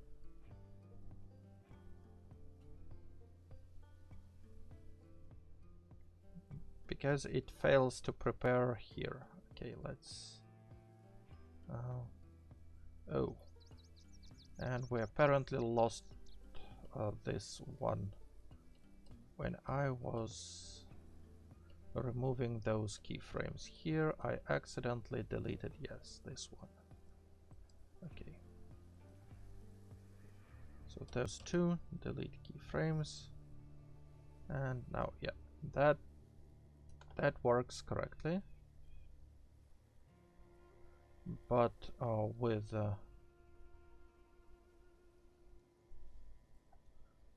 this bone specifically, I guess, we see that here it has, well, this tendency here, it goes from here and as if it doesn't stop and follows this path all the way back. I'm not fond of that. And how do we fix it? Well, one way to fix it is we go back one frame here, save it here, and then at this point we just rotate it around X by -1 degrees. So that's okay. Here, rotate X by -1 and save it. So now we have this some changes bit here, and from here to here it doesn't really change. So that might be helping. Another thing, okay, nope, not dope shit. Action editor, can we switch this to a curve editor?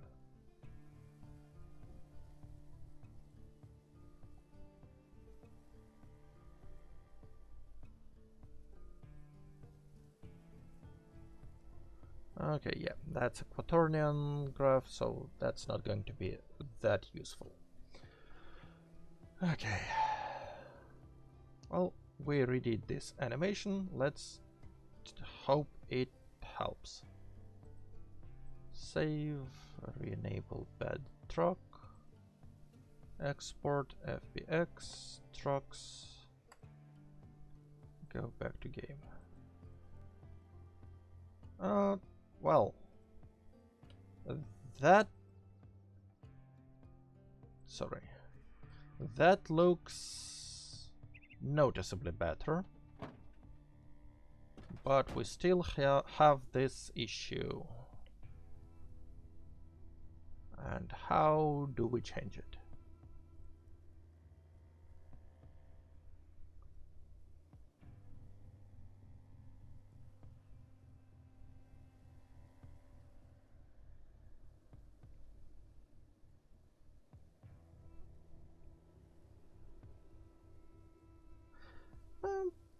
another idea. So once again, we need to edit this animation here. So that one, let's make it default here.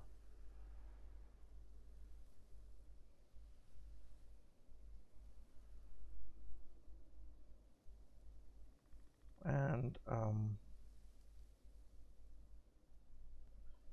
let's delete this keyframe, this one, and let's just make that one not fully default, and instead go to like rotate by X by 0.1 degree and save this. So now we have removed those no changes periods, but there's no literal noticeable effect on the animation. Okay, so save, export FBX, and switch back to game. Okay, that's even better, but still not perfect.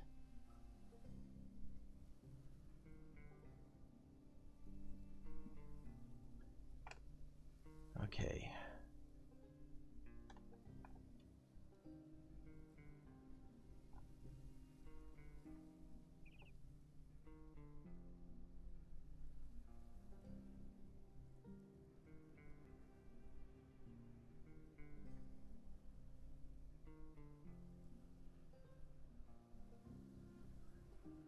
I feel that I still need to go to this.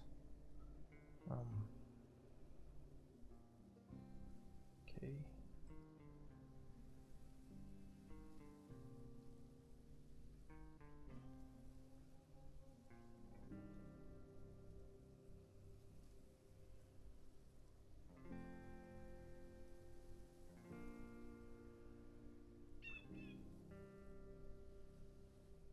Interpolation mode.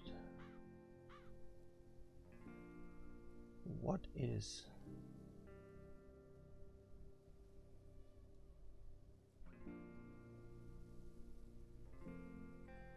Do we have information on which interpolation are we using now?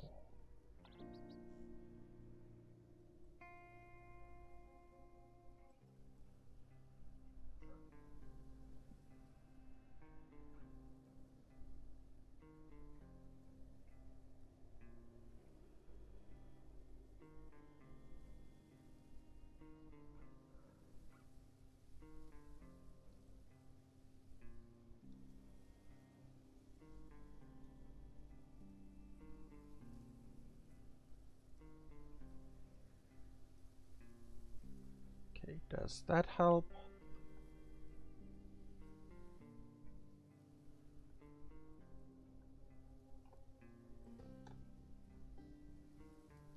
No. No, it does not. We're back to square one with this change. Okay. Okay, so what do we do? Well, let's first go to this.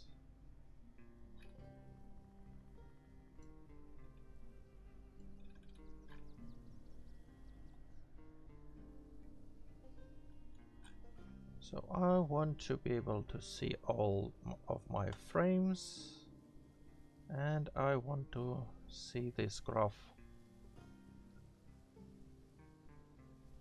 from 1 to, like, well, yeah, actually need -1 maybe.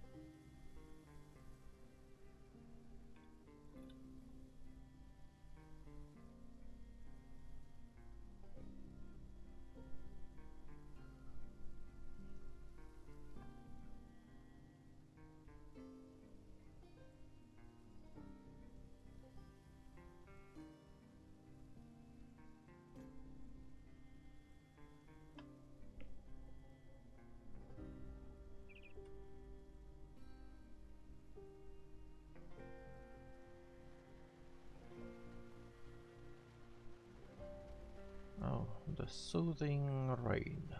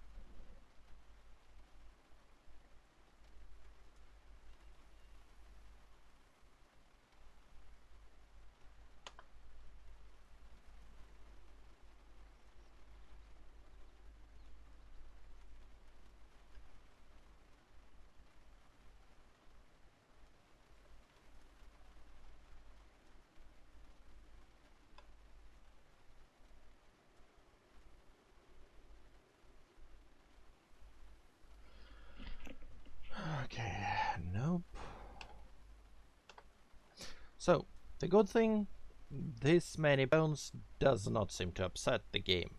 That is good. Now we just need to figure out how to make this... Ooh.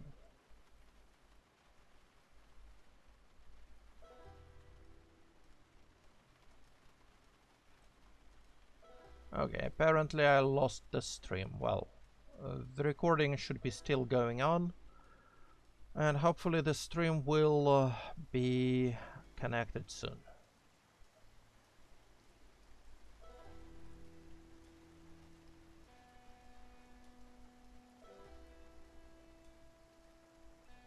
Okay, so the problem is we have this issue with the animation.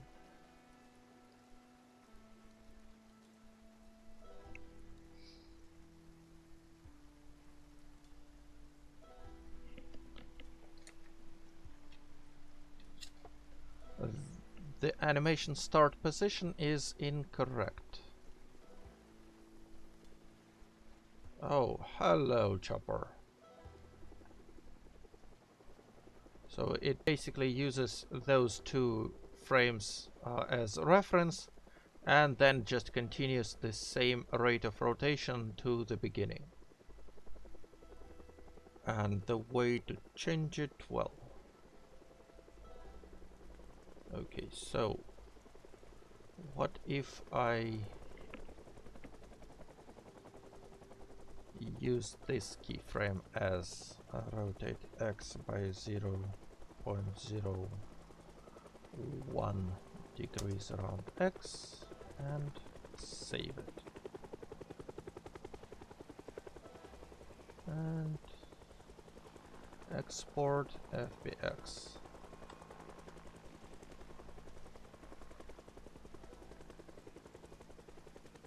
And try the game.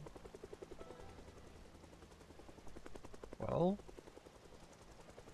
did I not export?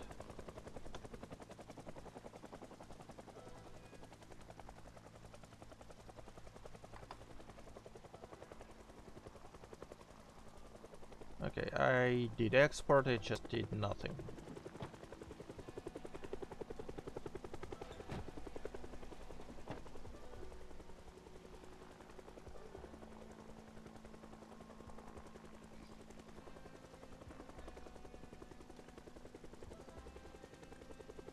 Okay, yeah.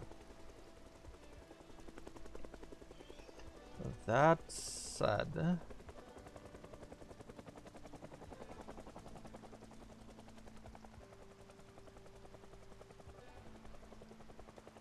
And apparently my internet connection is still down. Let's try to reset the router.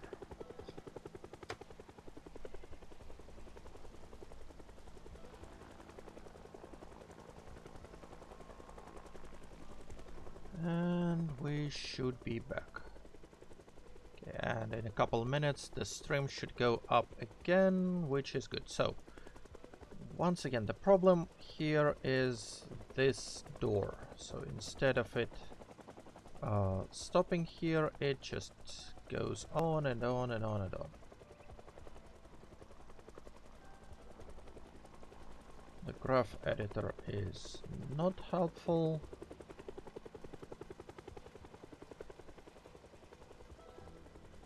And that is because here we have those no changes here. No changes state here. Okay. But why do you see that there is no change here?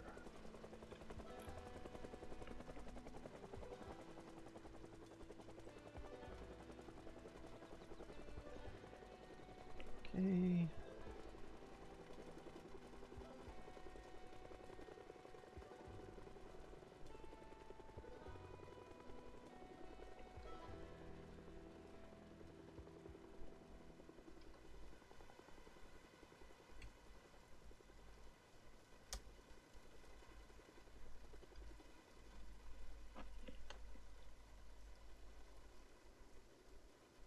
Export FBX.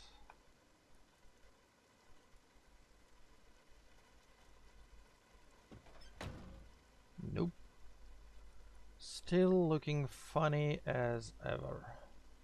But I think the angle is now a bit... oh, sorry. Okay, so the angle is a bit different because it all clamped into one line. Okay, so why does it do this? And apparently the rain is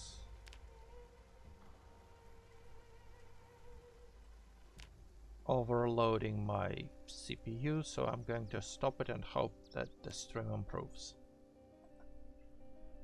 Okay. So that's 1, 2, 3, 4. So that's certainly something to do with this segment 5.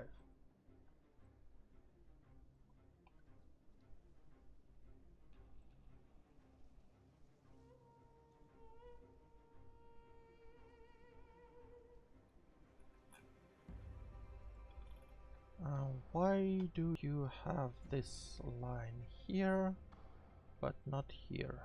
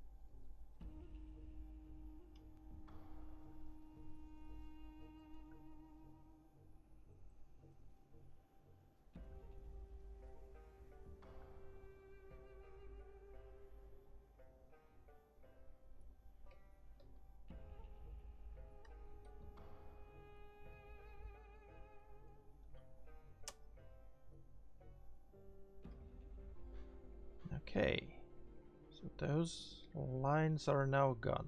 Maybe that will fix it. I really hope so, and that makes me curious what those lines were. Also, the stream apparently is back, so sorry for the interruption. My ISP decided to crap out for a moment, but hopefully this is all going to still be available in recording with no interruptions.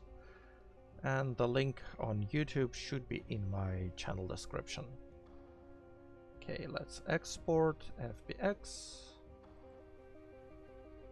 and check the game. Okay, so that's almost good. Almost, but not fully. Okay. How do we fix it? Well, what if we get rid of this keyframe? File, export. That's going to bring us back to the strange... Yeah, that's when it falls out. Okay, when it falls out. So, how do we fix it?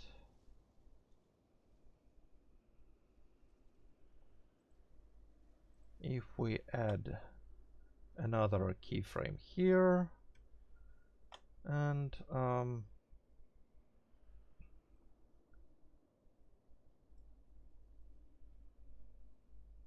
move it maybe in this direction here,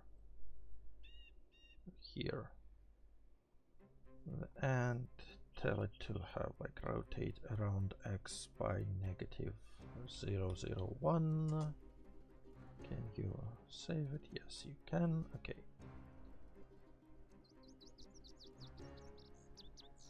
Save file. Export FBX.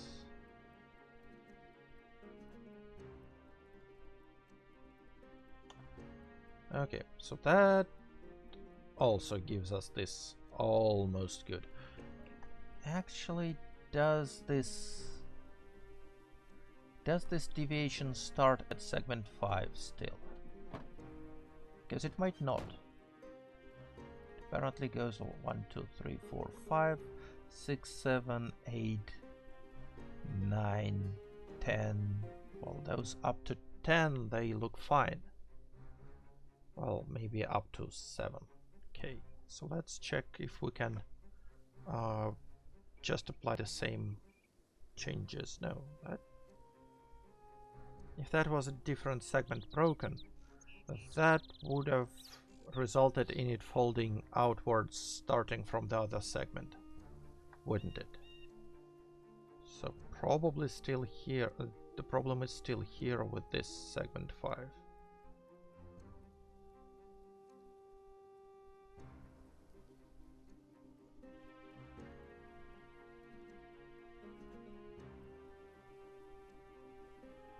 Okay. Let's try this thing. Let's save this truck FBX and file, start new general script and import FBX. Let's import what we are exporting in game, because that might have some answers. Okay, so ignore leaf bones. We can keep this animation, import, and okay. So that's the animation data we have here. Okay, go to action editor. Let's select the trunk closing.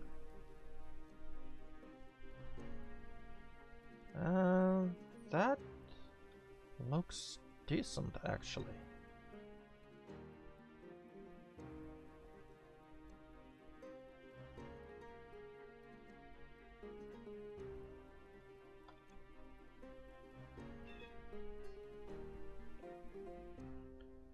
That looks decent.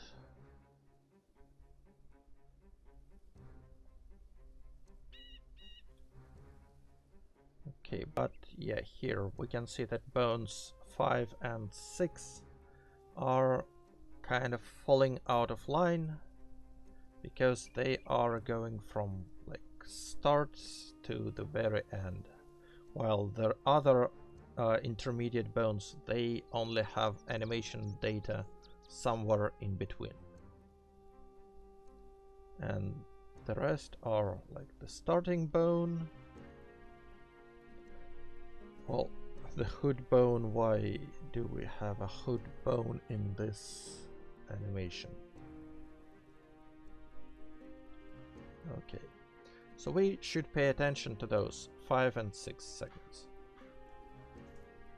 And ideally they should start looking something like those. Though, let's find segment 7, yeah.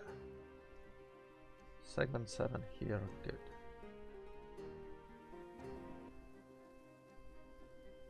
Okay. File, open recent, let's go back to trucks blend. No, don't save anything here. Let's see. So that segment here is going all the way here.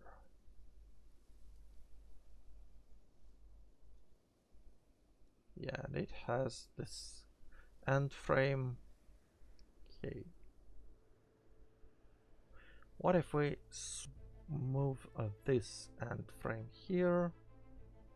Well, not this one in particular, but all those frames here. We move it to 1.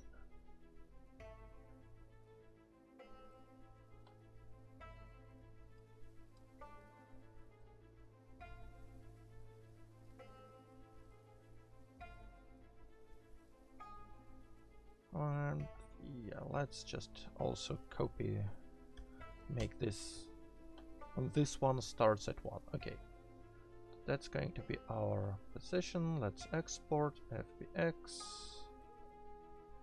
trunks, only visible objects, armatures and meshes, Animations. Simplify rate. That might also be a problem because I accidentally typed 0.1 into sampling rate, not simplify rate.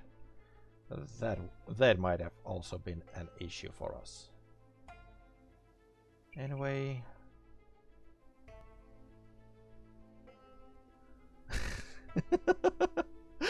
Oh, that is funnier. Okay, so that is what I expected to see. Okay, sorry. That is what I expected to see if all the bones were working incorrectly. So they each have those some of this excess movement. Okie dokie. Well, one thing that might help us fix it is if we export FBX and here in this animation settings tick this force start and end keyframe. So those can be useful. Let's check it. Okay, yep. And apparently that was our issue. Cool. That animation was what I was hoping to do this stream, and I was expecting that it might break and we'd have to simplify it into only 4 bones, but I'm really glad that it is working fine.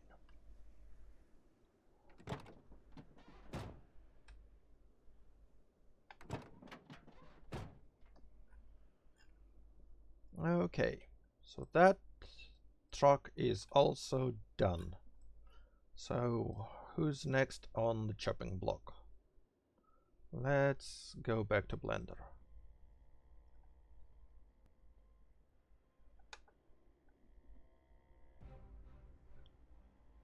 Okay. And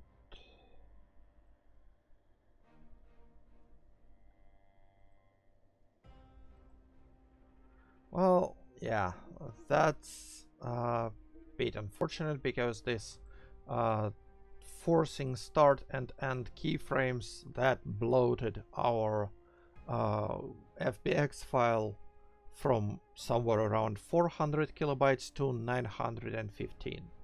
So yeah, that's ouch. That is a bit unfortunate. But what you gonna do about it? Certainly not gonna cry about it. Next thing on to add, let's shift S cursor to world origin, import FBX and filter by trucks. Sorry. Filter by trucks up here, and let's find. We did bed truck, we did box truck, we already have bus trucks. Now next is a truck cab. So that one that has a different variation of the cab. But good thing is I already prepared it, and that is called here the sleeper cab. So that is that. I didn't perfectly match it there because I had to like edit it a bit with the interior data, but that is kind of close enough to what it wants to be. It has 4 doors, it has now 4 seats, but that is compatible with the engine block. The front doors are the same, the windshield is the same as the standard cab. And that is because this actual sleeper cab is only this rear section here. And the front cab it uses by having this modifier getting joined with another cab mesh. So that's how it works. Okay, so that is the slipper cab, and here we want to, well, start by setting correct material. Let's use, I believe also uses flatbed, and let's transparent mode, select faces, select from here, delete all those faces, and that's the cab we're going to paste back in. And I believe we have some stray faces that survived the purge where I didn't want them to. So that is one, and I guess that would be the other, yeah. So let's delete those. Okay, so that now looks like just the bed. From this bed we also don't need those tail lights, I believe. Yes, no, maybe so. Yeah, this bumper is the same position with the same tail lights. Okay, so we can just delete this all.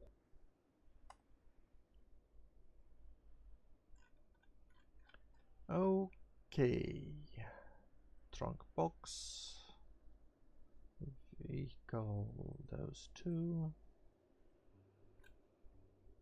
Okay, so here with this truck, yeah, those vertices we also don't need.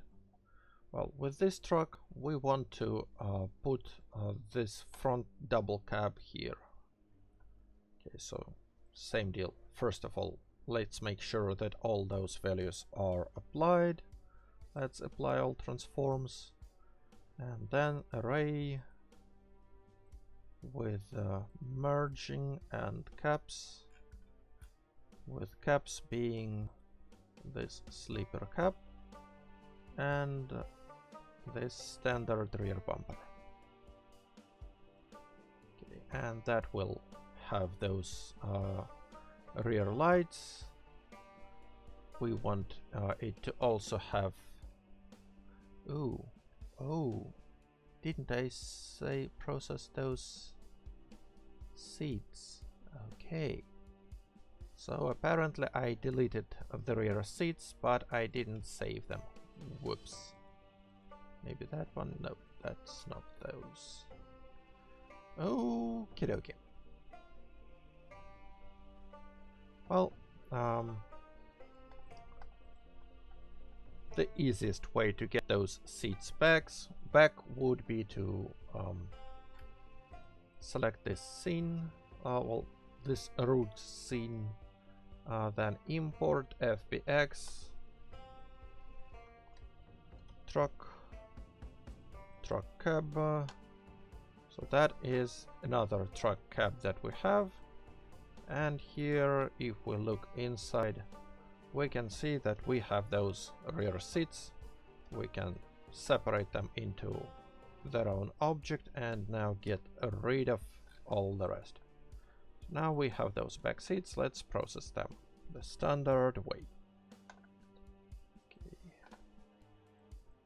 Let's just keep just them visible.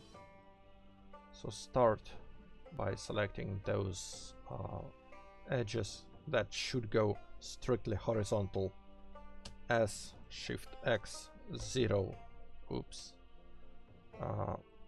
Pivoting mode, individual origins as Shift X 0 to make sure any deviation from by Y and Z axis are nullified. Next, those edges here, those needs to be dissolved. Control R to make an edge loop, 0 for center, scale X 0 to make sure it is perfectly straight across the Z axis, and transparent mode, face select, this goes its own object, make a copy of those faces and nope, join those two objects. L magnet turned on, vertex mode, out of L turned on, grab by x-axis, clamp here, nope. SX0, grab by X and clamp here. Okay, so now you were flattened and now you joined in. Edge, select all edge, set sharpness by angle. Those two edges, clear sharpness and recalculate normals. Good. One seed is ready, but from that seed I want those faces to be copied, split into object,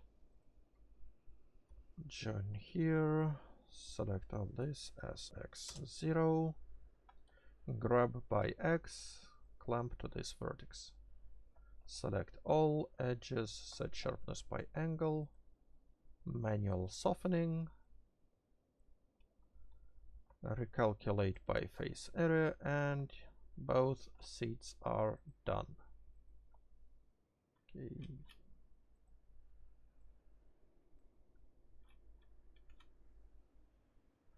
Why are they green? That's not what they're supposed to be.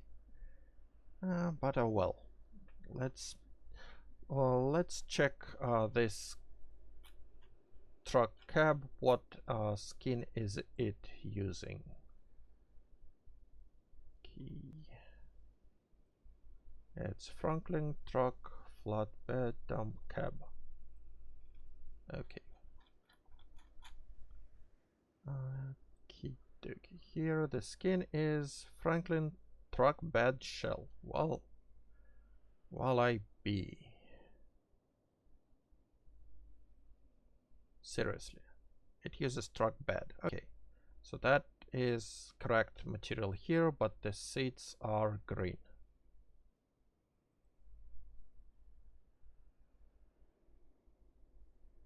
Yeah, because apparently they are mapped to somewhere over the hood or this thing here. Okay, so that's not how we want them to be.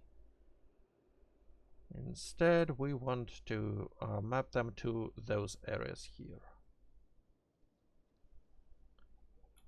Okay, both seats, select everything, UV, project from view, move around here,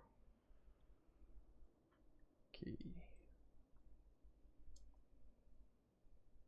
and let's yeah.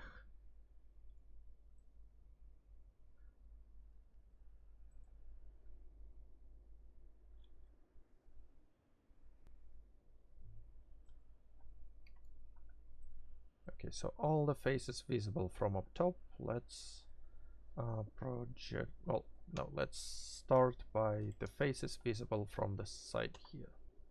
UV, project from view, and that is going to be rotate by 180 degrees. Sorry. Yeah, actually that might give us all the texturing vertex information we need. So let's grab those, move them a bit out of the way for now. So this should go here in this dark spot, and let's clamp it to match this shape.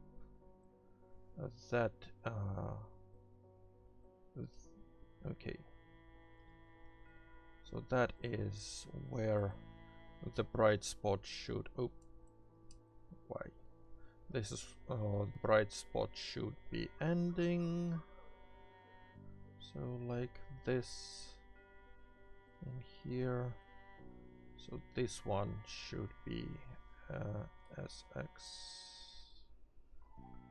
start of this bright spot, and then this set of vertices is this bright spot up top, and those vertices are,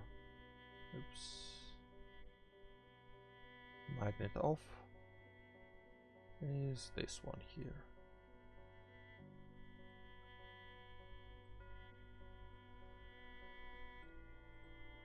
So now, yeah, those are now more or less shaded more correctly, except this face here. Why is this one? This one is and got messed up.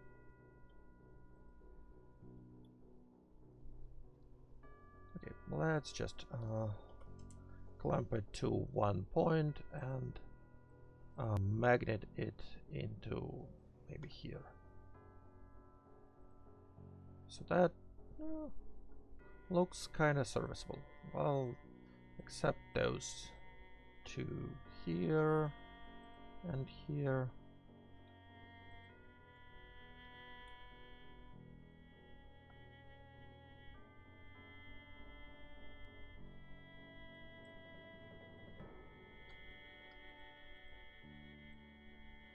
Okay, those, let's move them here and scale them down to like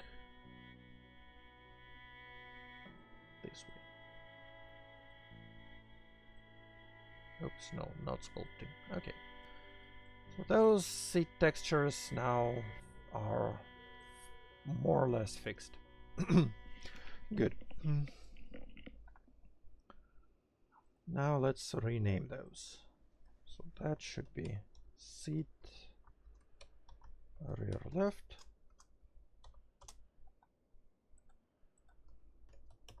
seat rear right. Okay, and those are now processed.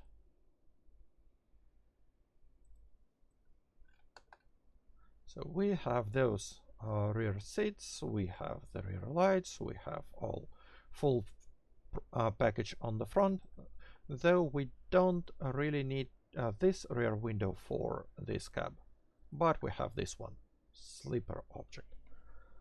So that's good. Here I see a problem with those front seats. They are transparent, they have transparent backs. Okay. That is because in most cases when this is just one cab, they have the wall behind them, so that's why they got this missing. And one way we can fix it is to also pretend that there's a barrier here. To do this, let's get this mesh off for the sleeper cab. Take those two edges here and extrude them up by z-axis up to here, and then extrude them by z-axis again up to here. So this should give us this solid back for the seats. And they seem to match those vertices here, so magnet, this goes here, and this goes here, and this goes here, and this goes here, well, this goes here. Okay. Okay, so now with the sleeper cab active, those seats have some metal on their backs. Okay, now the doors.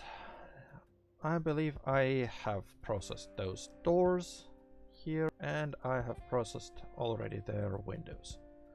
But if we want to export this vehicle, we need to add armature and animations for them. So let's do this. Let's select this door and select the axis along which it will open. And here is the trick. You have to pay attention to the textures, because most of the time the doors have the hinges up front and the handle on the back. And that's why we rotate them around this axis. Here we have this handle at the front, which suggests that the pivot point for the door is at the back. So that's where I'm going to put it. Okay, so the process is the same. Add a new bone. Let's rename it to a rear left door bone. Let's have then this window.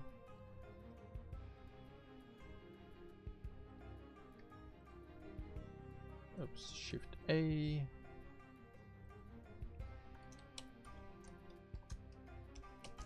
Rear left window bone. Set parent to rear left door bone. Okay. Next, this bone. Same deal. The handle is up front, so we're going to use the back side as the pivot.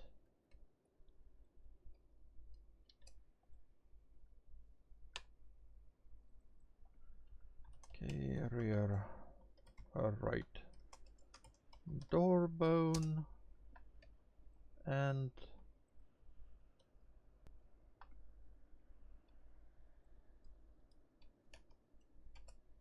here we have a rear right window bone.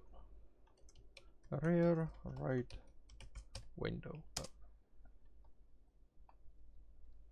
Now, since we have those bones, we need to add those objects to the armature. Okay, Control P, armature deform. So next here.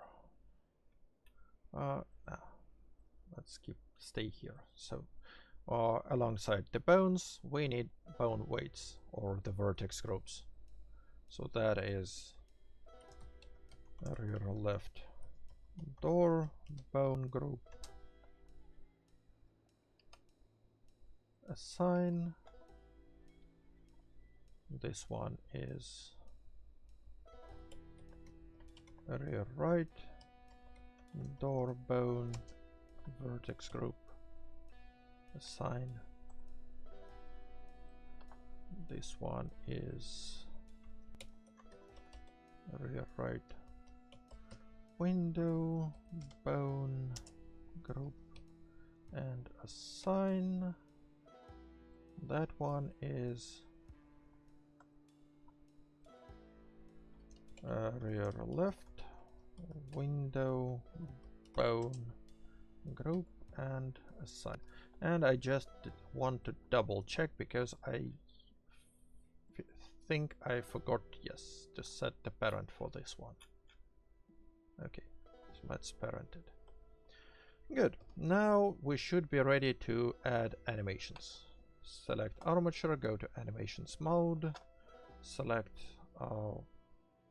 like door front left closing, make a copy of it, purge the previous animations. That's name it rear left closing. So that's this bone. Save its final position. Go to top view, rotate, and set it as initial position here. So that's our one animation clip. Save it, copy it, rename it to rear right.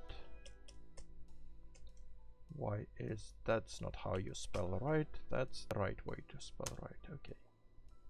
Purge this. Save.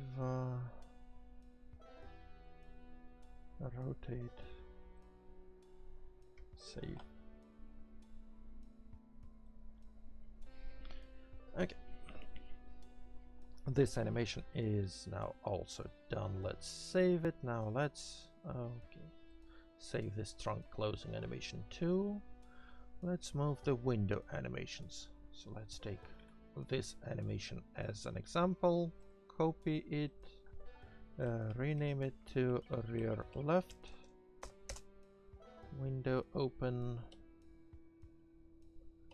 drop this bone, select this one, that's the closed position, that's the frame for the open position.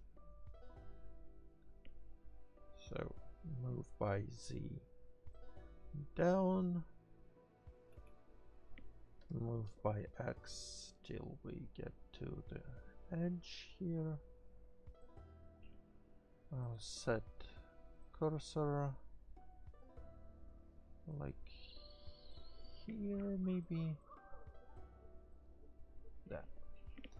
Okay, rotate around cursor by Y till it all goes in. Save. That's the animation. Okay. Shield copy for right. Drop this data. This. Oh, yeah, that's what I was talking about going back to select mode after you reposition the cursor. Not a big deal at this point because I didn't need this position, but it's still a bit annoying. Okay, grab by Z. Let's move here.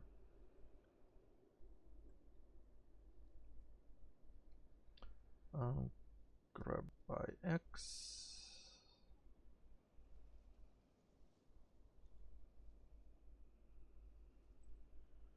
Okay, rotate by Y.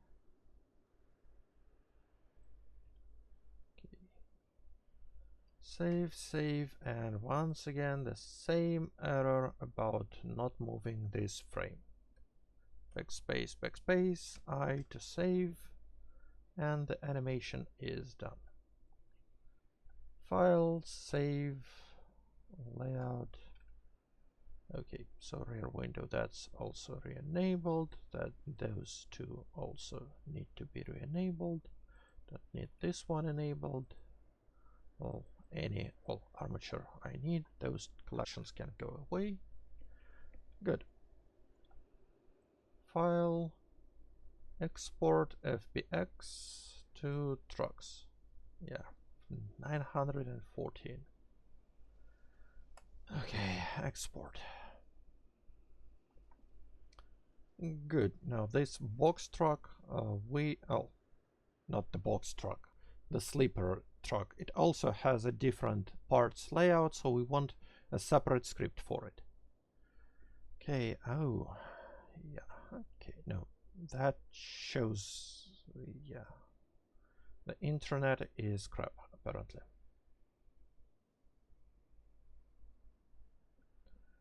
Lost 7% of frames. Okay, so next thing is the scripts. So we want a separate script file for this cab. And let's once again base it on this truck bed variant, or more like truck box, because it already has most of the stuff we will delete anyway as deleted. Okay, copy paste, rename, and that one is, let's call it truck cab. Okay, so here this model is also truck cab. Let's copy the base mesh name from here, vehicles. Oh, yeah. Apparently I didn't export this truck model because I'm a bit of a dumb and I forgot to move it to the processed collection. So I just, in the background, I re-export the file. Anyway, that's the object name that I wanted to get. here, truck rig. Okay, so it doesn't have this door here, so that one we're going to delete. But from the truck bed, I want to take models for 2 doors and 2 windows, because those are the things we actually add. So that's one door, rear left, so that reflects in the name of the object and in the name of the bone.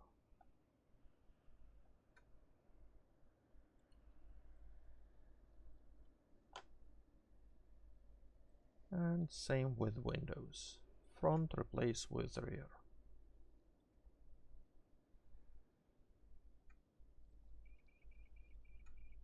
Okay. Next thing, we also need 2 more seats. So let's copy seats from this truck bed. But those are rear right and rear left seats, and we want to also change the names here. Good. Okay, so truck box, once again, that's not a truck box, that's a truck cab. We don't have a rear door here, that's for the trunk, but we have 2 doors from like those here.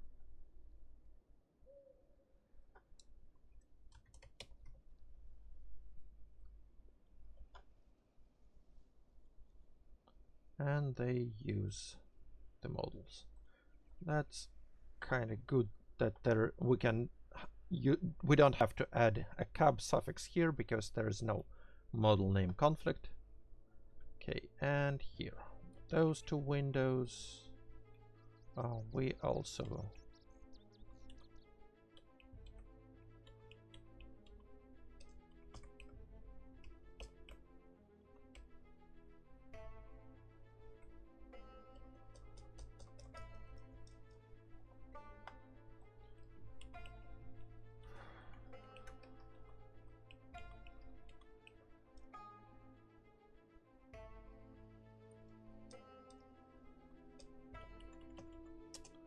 okay, so the windshield is the same, the rear window, that one we need to use a different model. So let's also copy this one.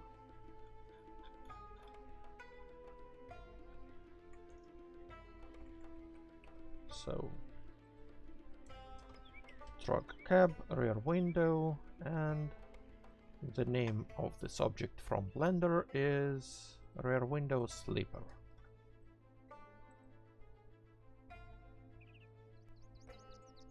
Okay. And that's the model name we need to use in the template then.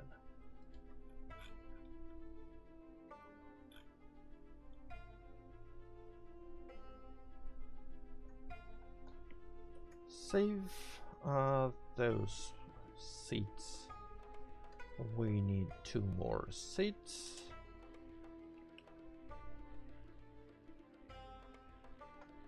Those would be rear. Oh, someone is shooting.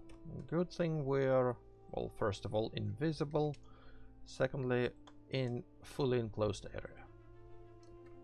But while the stream was down, there was a helicopter event as well, so I expect those fences to be swarming with Zeds now. Anyway, this truck cab now fine. Let's go to animations. So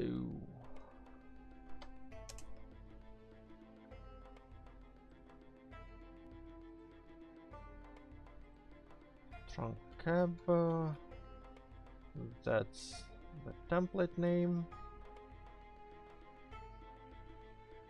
It has 4 doors, it has 4 seats, it is an open bed here, And the name for the base model is this one.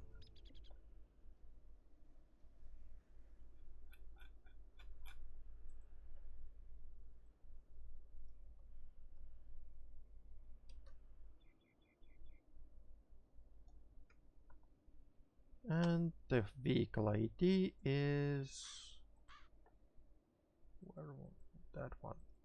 Truck tab. Okay. Save and let's let's make sure everything is saved here. Yes, everything is. And let's restart the game.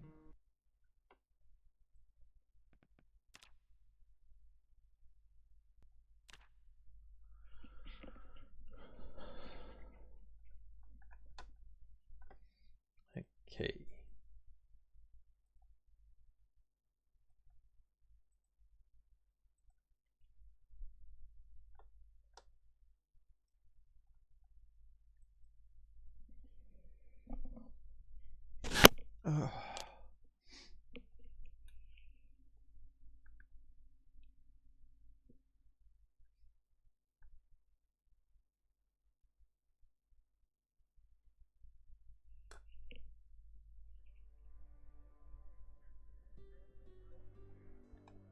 Okay, the game is getting loaded.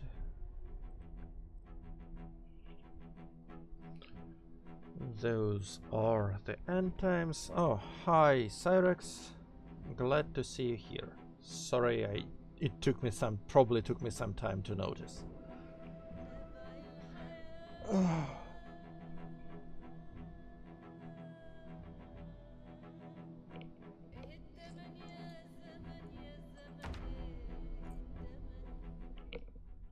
Okay, and here I already know that we are not going to find some things working. Well, the hood opening works just fine.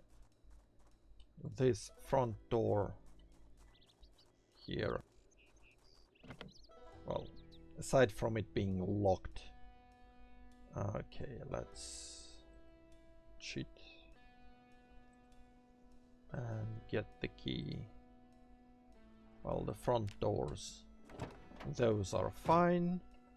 Now we can sit in this rear seats, but as you can see, there's some problems with those doors. Because that one we see, it has one door, this shows two doors, but they are kind of clamped together. And well, yeah, I can exit, but I end up here for some reason. So there are some issues with this. So here, if I try to press E, that like does some sound, but I'm not sure what it does because the trunk is closed. And oh,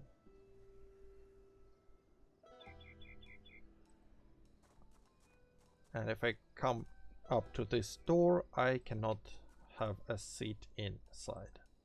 So that door is bugged. This door is also not working for the entry.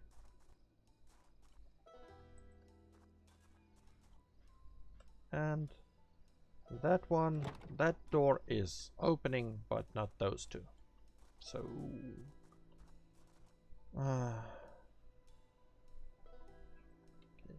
So that is the problem with the script in the base PZK mod.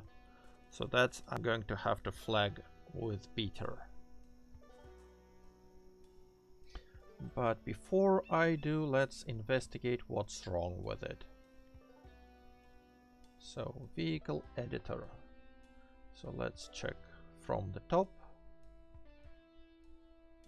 Let's check the areas. Okay, so we have, what is it? Seat front left, seat front right, seat rear right for some reason is all the way down there. Seat rear left is there. Why? So that's the gas tank.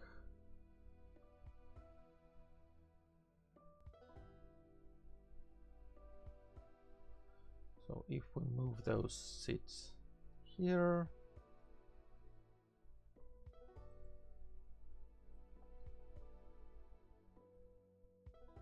that's one thing that might be fixed.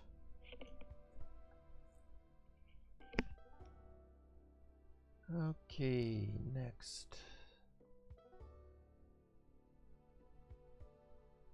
But why are those tires here when we know that the rear tires are back there?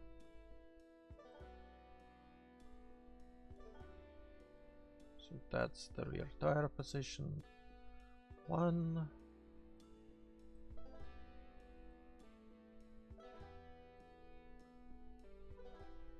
That's the tire position 2. Well, what about front tires? Yeah, those are also misplaced.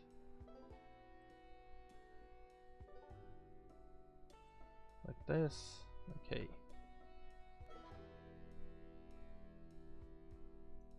Okay, the trunk bed is fine. That one is actually working as intended. Okay, let's try to save. Okay, it gives us a finger. But with this we can now get in those doors.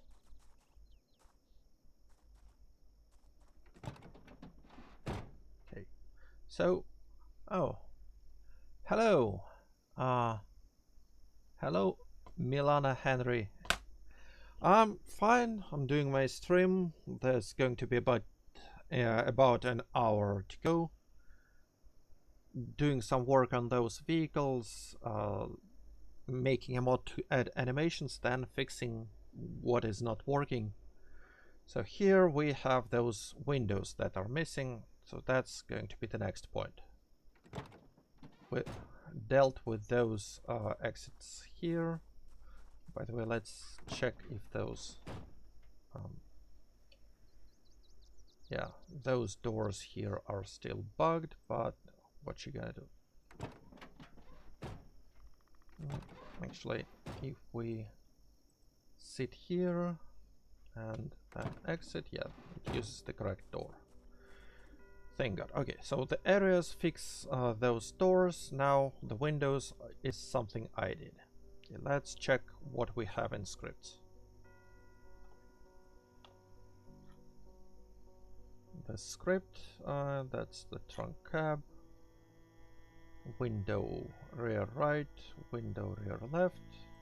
They use rear left window bone, rear right window bone. That's all good. Here, window front left uses parent as front left. This window, why are they both front left? Why haven't I renamed them correctly? Okay. That's why we don't have windows. I got too carried away with fixing those formatting indentations and forgot to actually rename front to rear. So now we have 2 definitions for front windows, 0 definitions for rear windows.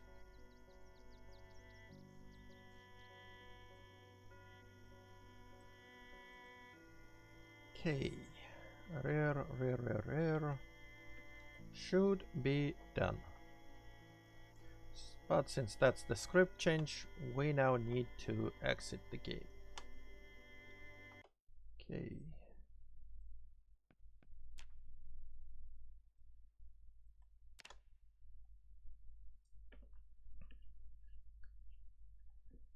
Okay, starting the next game.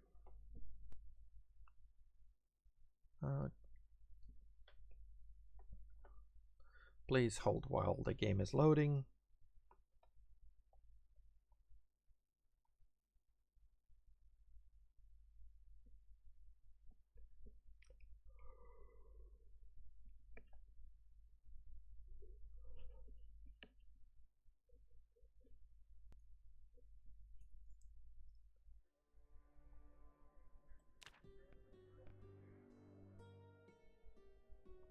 Okay.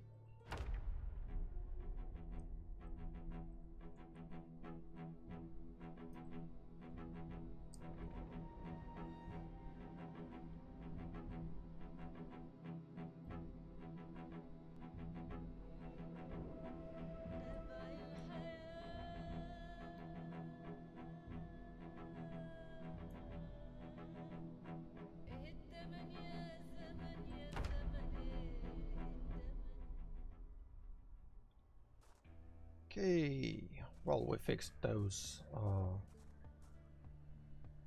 Well, the windows are now fixed. Let's check their animations.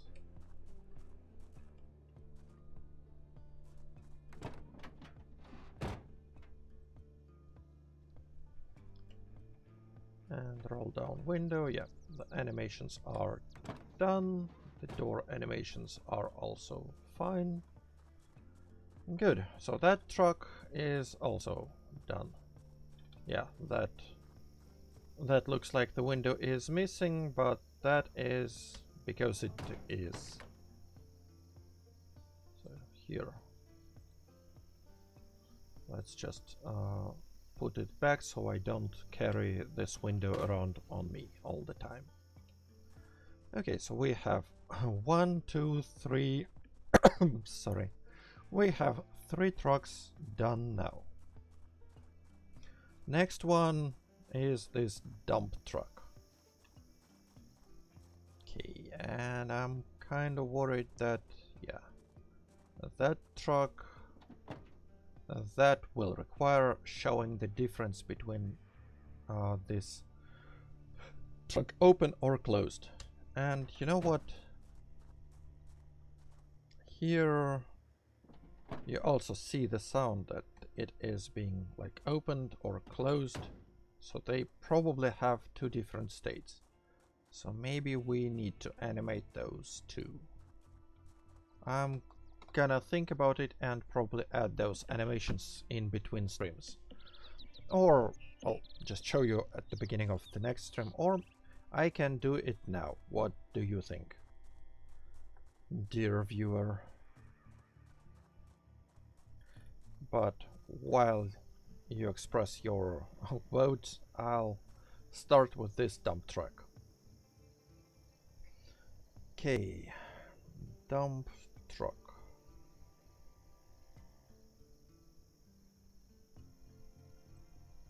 So let's get back to Blender. Okay, hide all of this, hide all of this. And into this raw collection, I want to import truck, this truck dump. That's the dump truck. Okay, well, it uses this basic single cab, so we can cut it off and replace it with the ready component. Though here I want to be a bit more careful so I don't cut off this top bit by accident. Because I can. And yeah. This one I don't want to delete. Okay.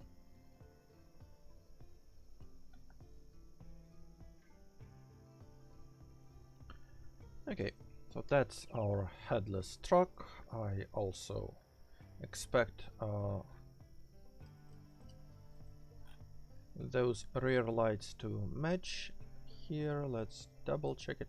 No, they don't match. Okay, so that means those 2 rear lights, we need to separate them into their own objects, and they will be used for this truck specifically, maybe for some other trucks. Okay, so I'm going to disable those now. And to this truck, let's use the same trick with adding more meshes. Like I said, this array modifier, that one is more useful than the Boolean modifier if you use it in not intended way. Okay, so remove this offset and in components, just get this basic cab here and Shift A all transforms, yes. Okay, so that's the truck ready for animations, but we also want to animate this door here. Okay, and that door is going to be a bit not trivial, maybe. Okay, let's select, nope, that one, don't want select, but this one, yes. Okay. So those bits look like that's going to be our dump door. Oh. Or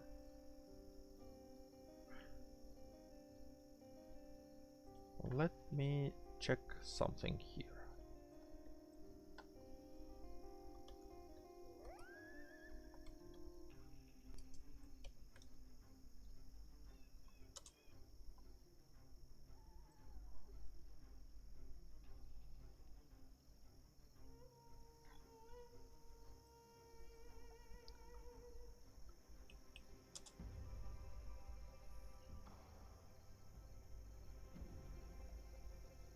Okay, so those are some reference images for the dump trucks. And which one looks like ours? I want to check how those sides interact with this rear door.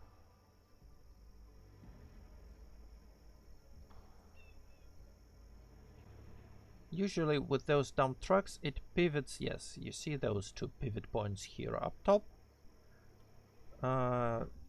So when they tilt their bed, this one automatically gives the freeway at the bottom. So that's, yeah, that's the image here. So that's how I want to animate this bit. Well, not the tilting of the bed, but that this hatch tilts upwards. That's going to be the animation here. Yeah, that's another example. Okay, so what is going to be our hatch?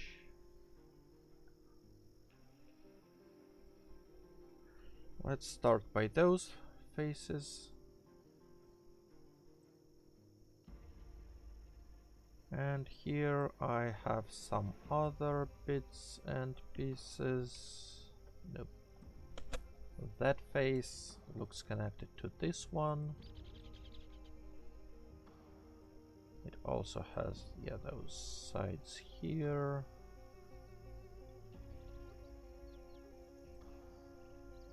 Nope, not this one. This one, yes. This one.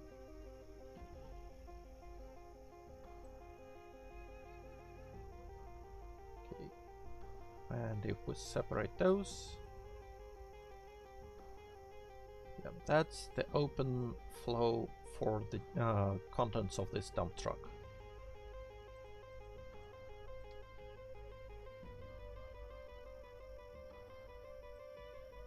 Okay, so let's merge those two together. Let's get rid of this modifier here. And that is our door object. Okay. Now, do you use the same flatbed material, I wonder? You might be.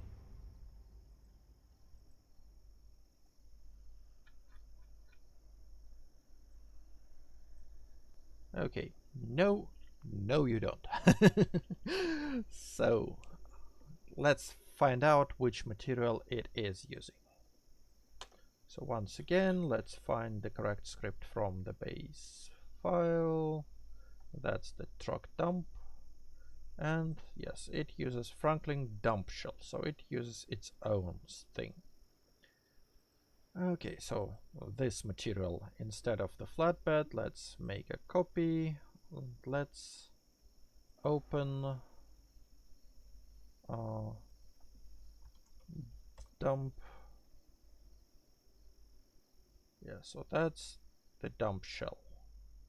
Okay, and currently it is using straight alpha, which we want to switch to none, so we don't get all this weird transparency. Okay, and let's name this dumper. That one is also dumper. Okay. Whoop. Good. And those two, they can they use the same flatbed material? Oh, yeah, I guess. And is it different if I assign this one to a dumper material? No, it's not. So it's okay to use the flatbed material textures for those. Okay, that's the dump truck. And that, so let's name those objects. That is a light dump rear left object. This one is light dump rear right object, and this one is dump well, okay, trunk dump object. Okay.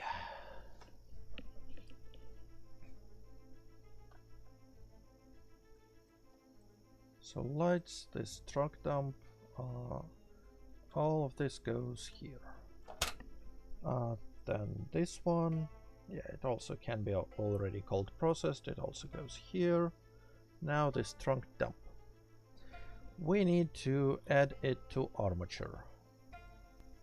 So once again, select this lid, select armature. I said select armature, Control P, armature deform. And we need to add a bone here. So it is going to be pivoting where?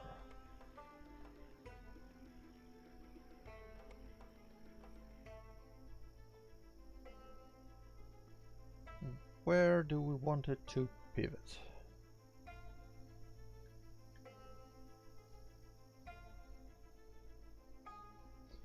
Oh,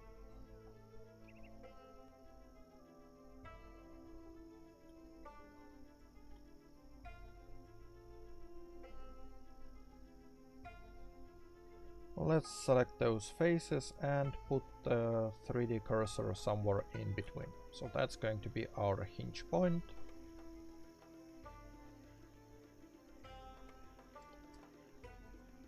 So that bone we now name trunk dump bone.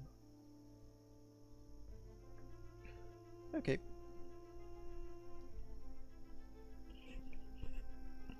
Sorry.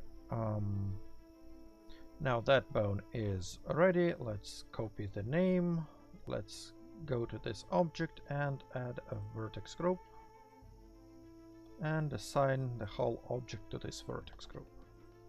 Now select armature, go to animations, and since that is also a trunk animation, we want to add it to this same clip here that we were working on before. So let's start by remembering the closed position, going to the open frame, and that lid is kind of heavy, so I want to well, first of all, it's going to open just a little like this, so not the full open, and maybe even like this. And I kind of want to also make it a bit of a slow process here, so let's save a frame here and move it, well, not move everything, move just this frame here, then save another frame here, move it here. Okay, no. Okay.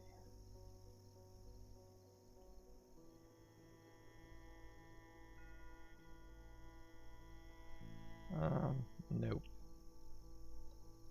Nope, I did it wrong. Okay. So instead, get to about halfway point, save that as a keyframe, and move it here. So the first bit, it goes kind of really slow. Then I want to have a duplicate of this frame in here and move it, well, move just this frame into here, and here I wanted to go a bit further. Okay.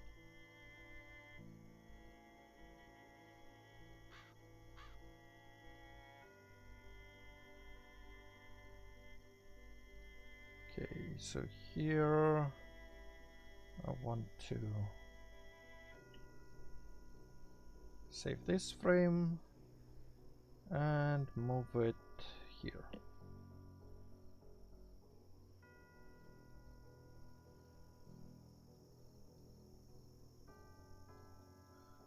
Okay, now I don't like this result, and to make it work I need custom animations for open and close. No, so just this. That's our animation here. Okay, so that is now done. Control S.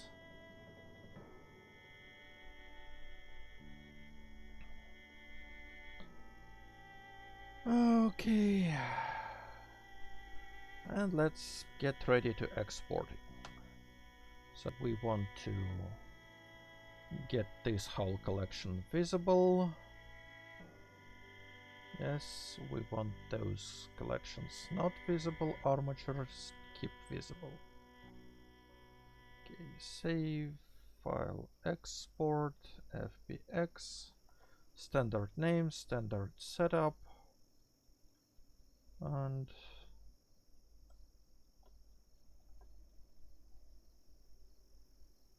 we next need to make another script.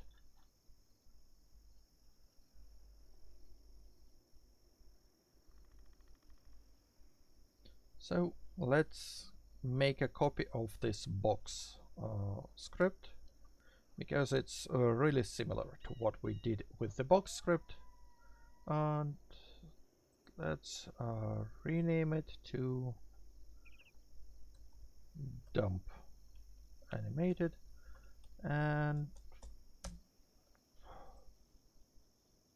one thing I want to check, so do we have some custom actions? No, not from here, just in game. Let's board this dump truck. It's closed. Okay, vehicle, can you give me key? You should be able, but from this window. Okay, get key.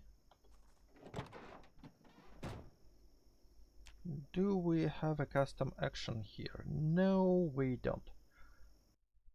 That's a bit sad, because if Peter, if you are watching this, I think that would have been really cool if we had an option like sitting in the cab to go to this V menu, select an option that runs the animation for the dump truck that goes like up, then goes down and dumps all the content of what is in the trunk on the ground.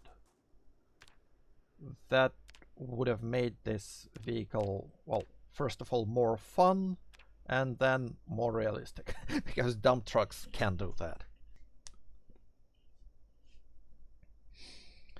Okay. But anyway, that's the dump truck, and that's the dump truck script. So let's name it to dump. Let's go to Blender to get the object name.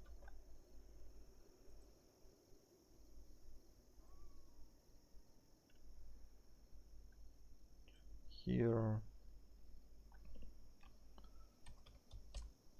this is the dump door.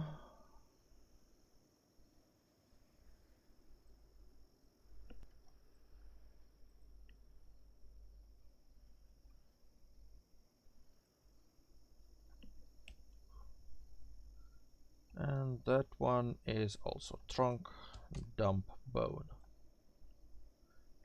So that is most of the things except, oops, except a couple more. So let's go to bed truck. Let's copy the rear lights.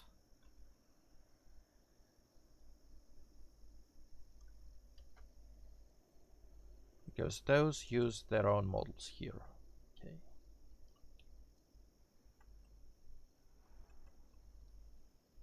Yeah, not the parts definitions, please. I want the model definitions, please. This rear right, rear left. Okay, those two.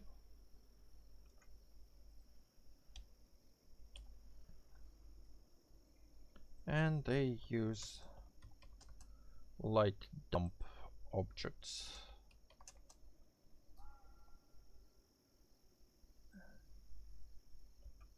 And I want to designate those as dump too. Okay, so here, door rear is going to be this dump door.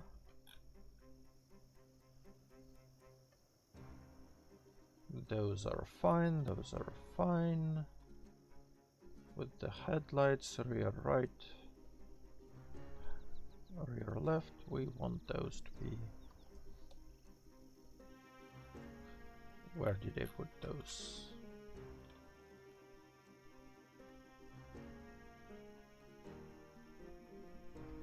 Truck dump, okay.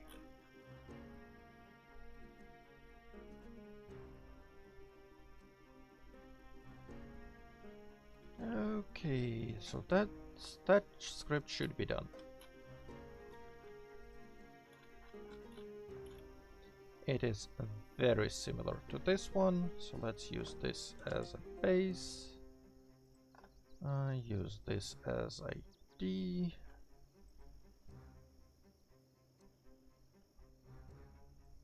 Use this as the template name. Okay, doors, 2 doors, rear door version, 2 seats. All fine and dandy.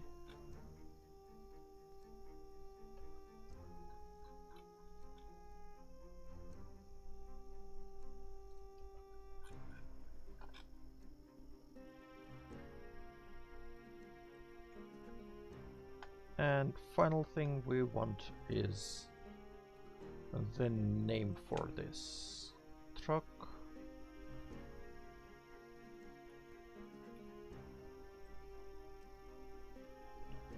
Is this one.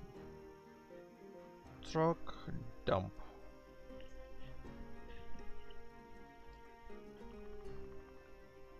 The script is done, everything is saved, let's restart the game.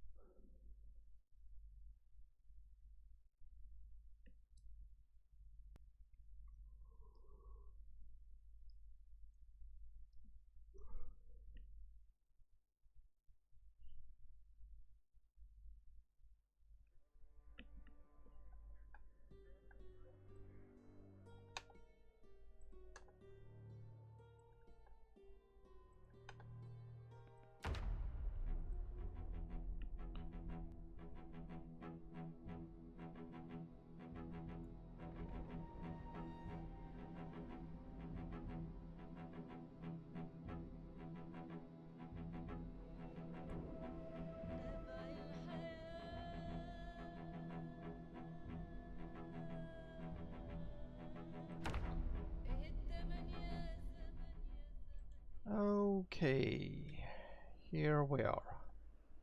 Well, and the game crashed. But already I saw an issue with the rear lid. So we have something wrong. Okay, what would that be?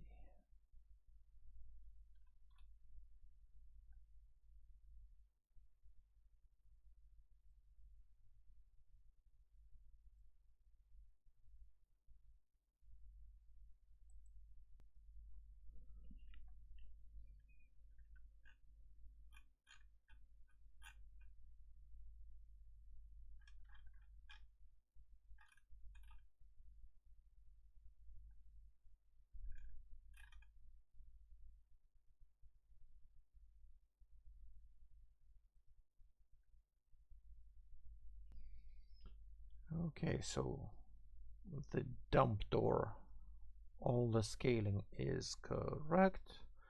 Trunk dump bone is the name of the bone.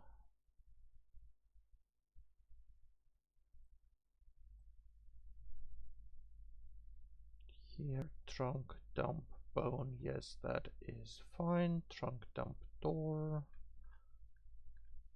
rear door, trunk dump door, okay. Let's see.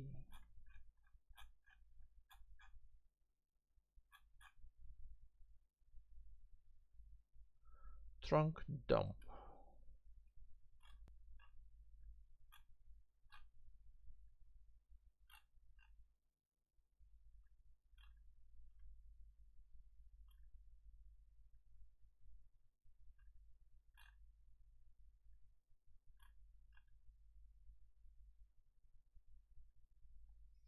Okay, so it is using the door rear. Okay, so that's not an issue too. Door rear, okay. Well, let's try again. See, maybe we get something in log, and maybe at least it doesn't crash 2 times in a row. Well, but then again, if it does crash 2 times in a row, then that means there's a consistent problem that we can fix. Well, that we would find easy enough to fix.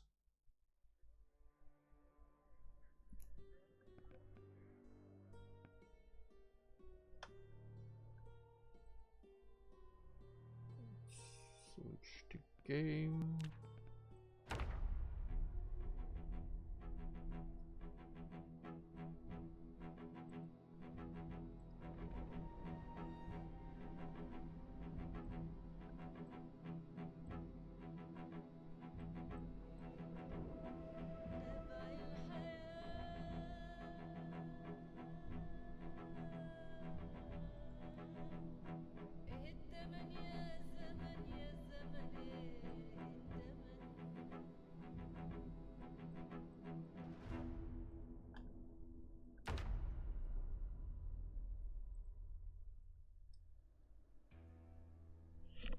Okay.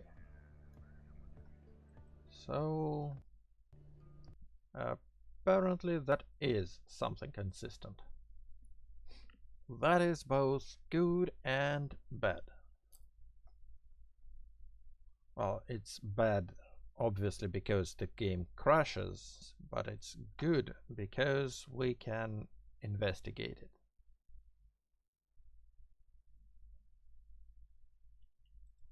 And to investigate it, we want to go to... Okay, so that's our Zomboid root folder. That's where all the mods, workshops, saves are, and here we have logs. That is our debug log. Let's open here and see what it screams of at the end. Okay, so we have an exception thrown. Index 61 is out of bounds for animation track get, okay. Okay. That can mean a couple things with those animations.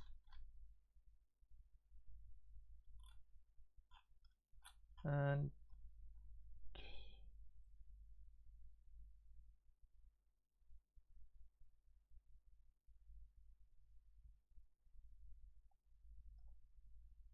they should be, well, let's check the Blender here. Okay. So first of all, this trunk dump object.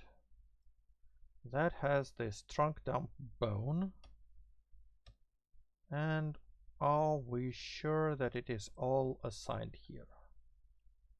So let's clear all these selections and try to select this trunk bone. Okay.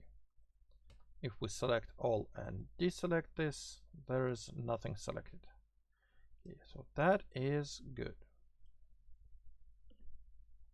Next, material, it has only one material.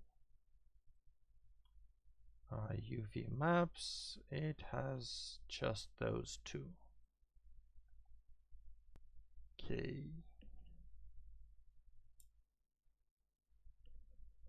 And that is the only dumpster specific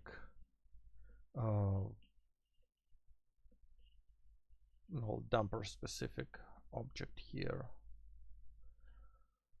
Well, poo.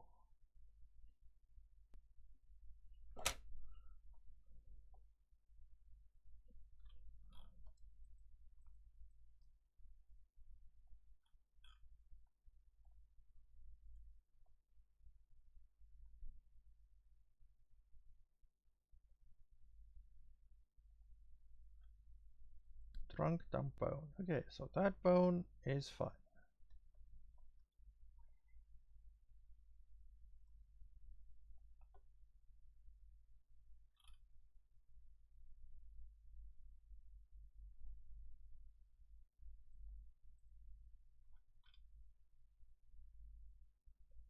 Trunk dump object, well, yeah, that's something I want to address first.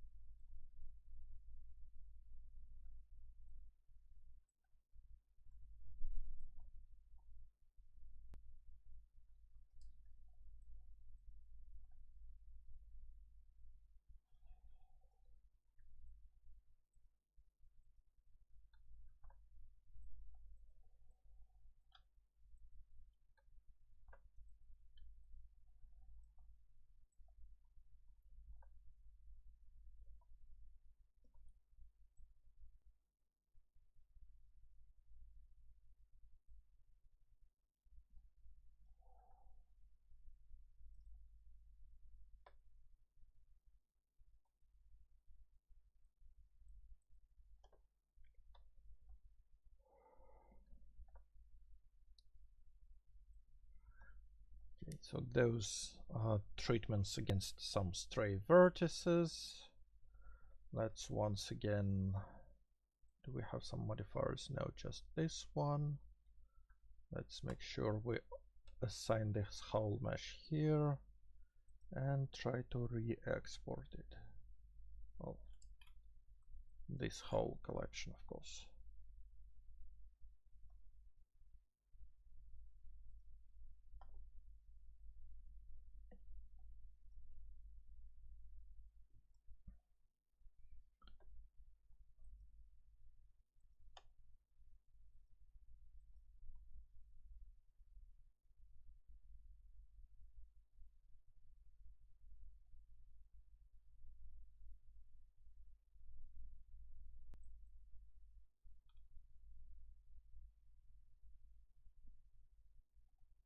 Okay, third time is the charm. Or not. Oh, Snap. Okay, I lost internet connection again.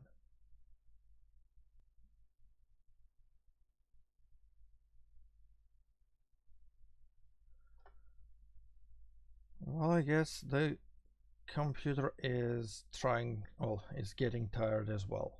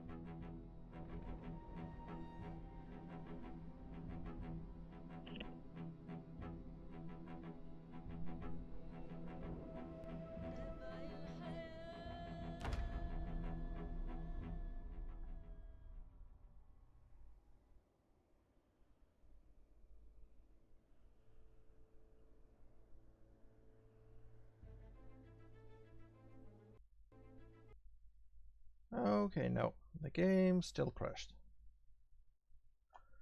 So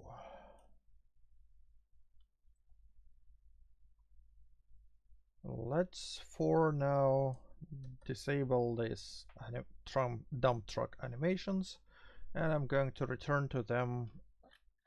Well, first of all, confirm that this is what was causing the problem. Okay, we're back online. Good. But we're barely online. Okay.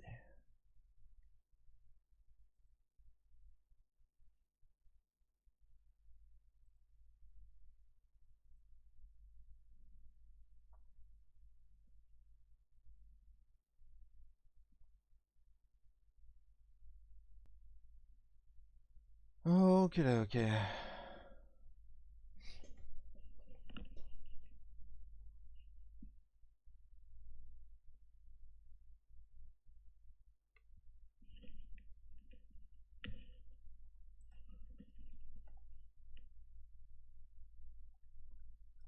So, just for now, let's disable dump truck animations and make sure that it was what was causing the issues.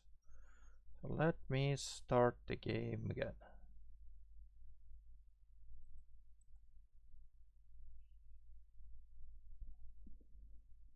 While hopefully I get back online.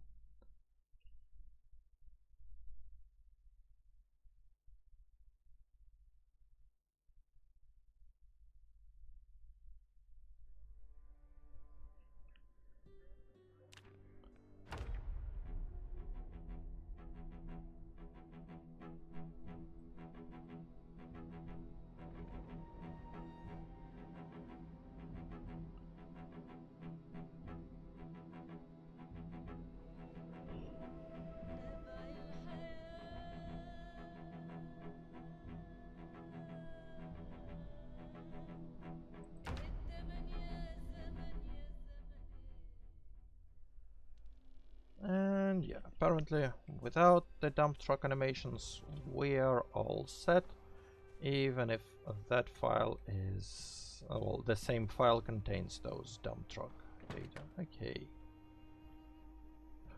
A bit unfortunate, but what you gonna do?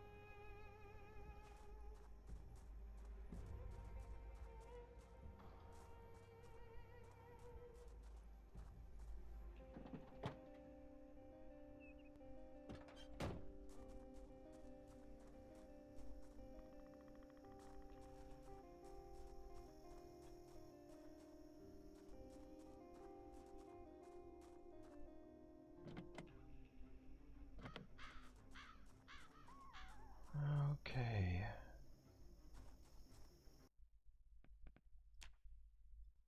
So exit game.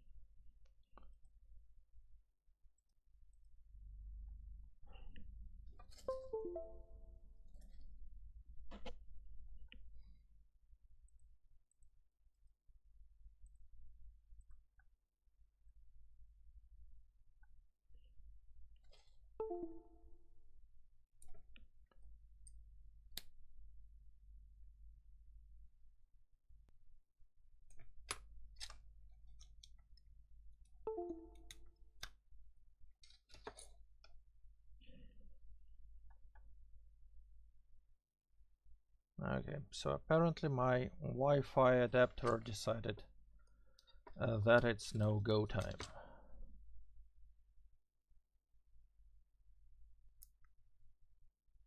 So I'm afraid I'm not going to be able to resume the online stream,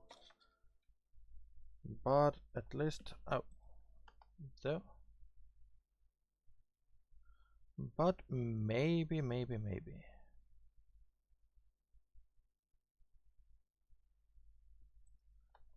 Okay, let's give it a minute. Maybe it will reconnect because it's showing up again. Anyway, so what is causing the animation problems here? Okay, we have the bone is named correctly. The bone weights are set to the mesh. Can we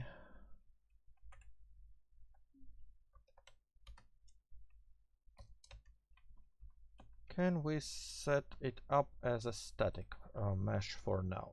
So let's test this out.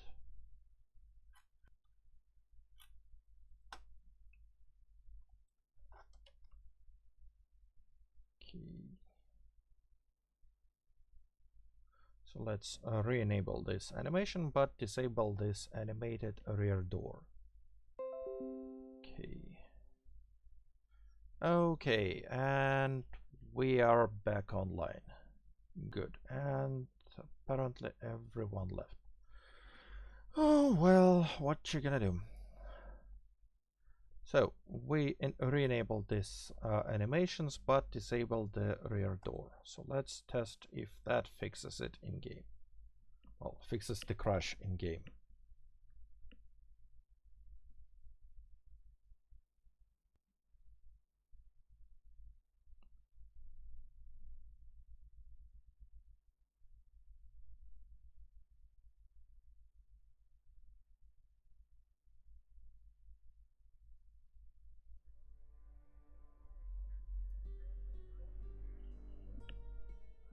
Okay, yeah, welcome back.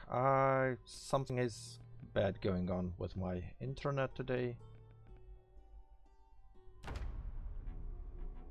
So hopefully that was the last connection lost, but I wouldn't hold my breath for it. Sad as it is.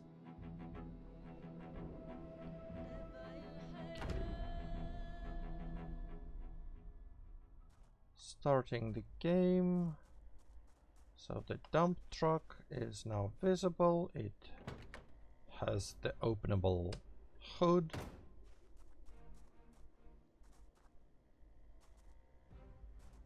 Well, you can open those doors on the sides. That is fine. The other door is okay. Sorry. Forgot to switch to the game. Okay, so here the dump truck loaded properly. We can open and close the hood.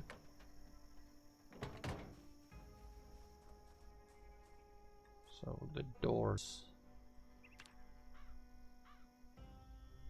Go ahead, find this door.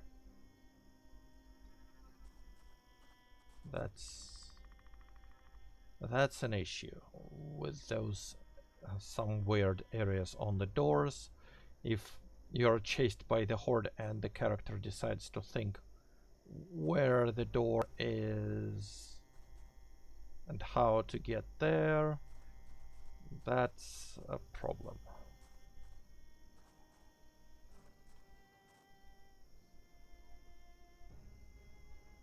And that's a pathfinding issue. Okay, so here we can get inside. We even have the key. But this rear door is... well, it's not animated.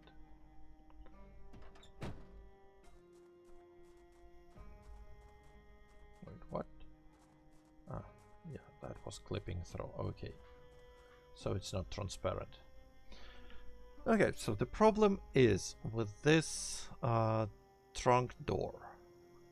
How can we try to fix it? Well, 10 minutes left of the stream, so let's probably set that one aside and try our hand with the next truck, this one. What is this truck? That's Franklin Truck Fire. Is that the next one on the chopping block? Yep, that is the next one. Okay. Let me enable invisibility God mode and all else while we go to Blender.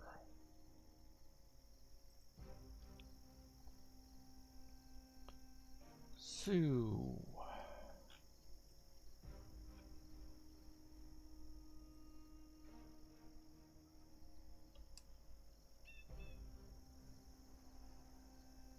now in this raw collection, let's import FBX truck, no, not trunk, truck, fire. That's the fire truck. The cab is the same. So what we're gonna do? Yeah, you guessed it. We want to delete it.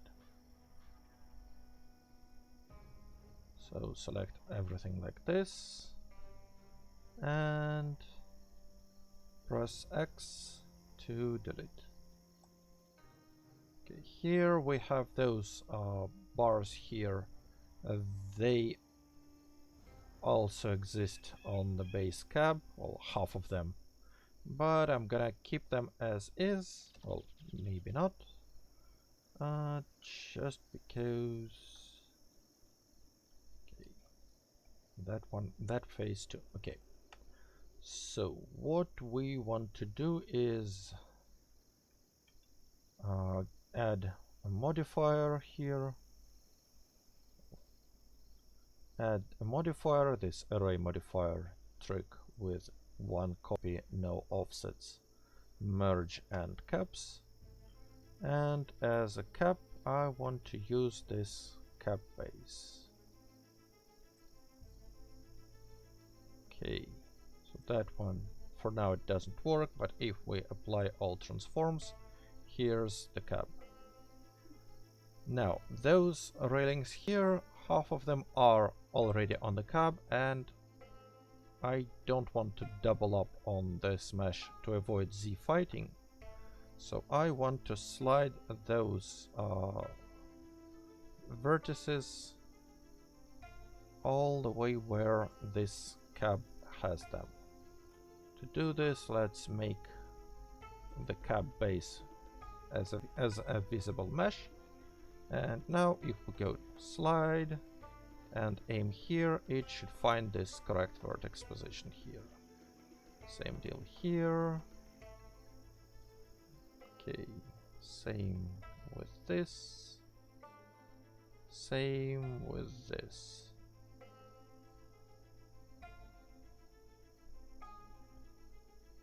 Okay, now next here. This.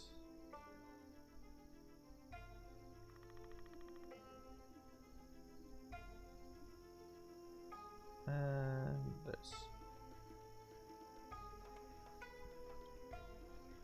Okay. Let's also merge this perfectly here. And that is going to be our cab. So that one, if we disable it, there is no Z fighting here.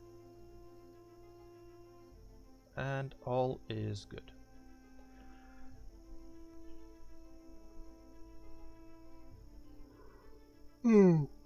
Sorry, I'm getting a bit yawny.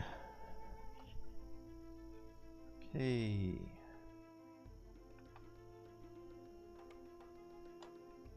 Now, we also had this light bar up top. We want to bring this back, and I have this object here. That's the light bar. And we also have this spare place for the cap, so let's paste it here. And yep, that adds it. Okay.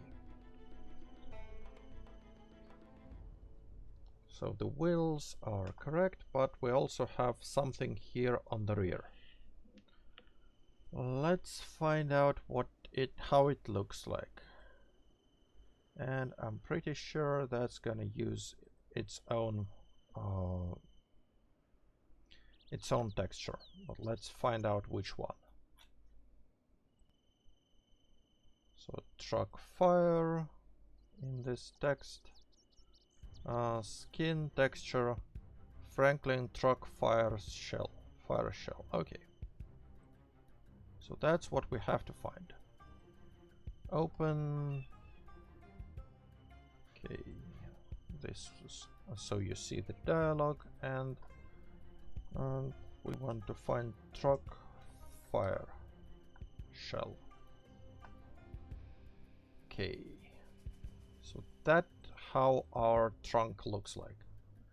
It's a bit of a funny trunk, but okay, guess that works. So those are 2 doors. So I want to take this one, and do I want to use inset or knife straight away?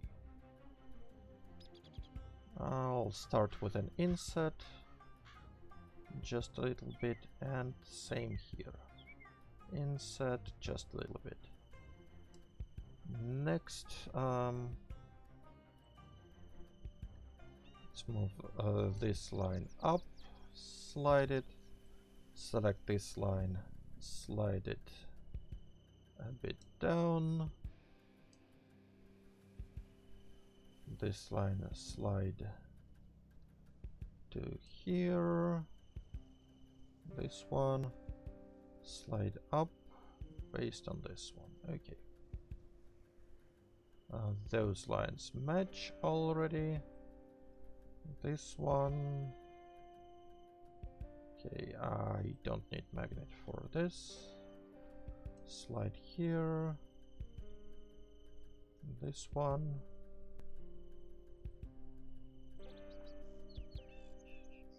Slide here. Okay. So that one, that means we have those. Now we need to cut out those corners. So I wonder if I can bevel them. Okay. Nope. Is it this one? Okay, nope. Not gonna happen. Okay. So what do we do? Well, I take a knife and cut to about here. Another knife cut to about here. And then those two. Okay, I lost internet connection again. Slide those down here. Okay, the internet is kind of objecting to me having a live stream today. And I'm probably not going to go back online, so sorry for people in chat. I hope you see this recording, and well, have a nice day and enjoy watching the rest of the stream here. Okay, slide those here. Same deal with those. Let's slide like this. Let's slide like this. Okay, so I cannot access this vertex because this face is in the way, but I can get this edge here, and I can cut to it, and then take this vertex, double G, and slide it all the way in the corner. So same here. That's how you can avoid this kind of a problem. So this vertex goes here. This one goes goes here. And let's cut. Okay, so here we have access to this vertex, and here we also had it, was just the perspective problem. Okay, so I'm a bit dumb, but at least I showed you a trick. In some vehicles, that's pretty useful. Okay, so slide it like this, and those doors are now done. Okay, separate. This is its own compartment. Okay, and we want to, well, add some cargo space behind those doors. So let's start by extruding. This is going to be like the door frame. Then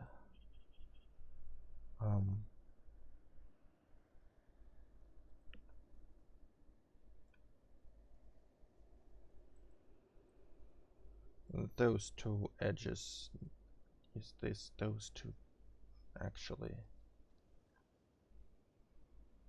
Yeah, those two faces, build a face. Those two build a face. With those two build a face. Okay, so now we have kind of this round surface that we can also go to. Okay, well, first of all I want to move it down a bit to make this hole straight, and then I can go extrude by Y and add a space here.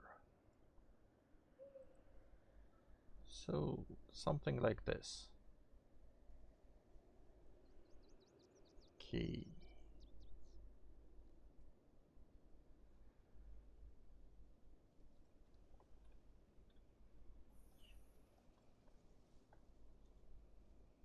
No. I also want to have this box be a bit more like rectangular, so I add a loop cut in here. Okay. No. Let's get back here. 3 transparent mode. Can we move? No. Can we extrude by Y? So that is going to be our, how do you call it? Well, our cargo space. So that vertex I want to merge with this one. This vertex I want to merge here. And I want to get those two vertices to merge at center.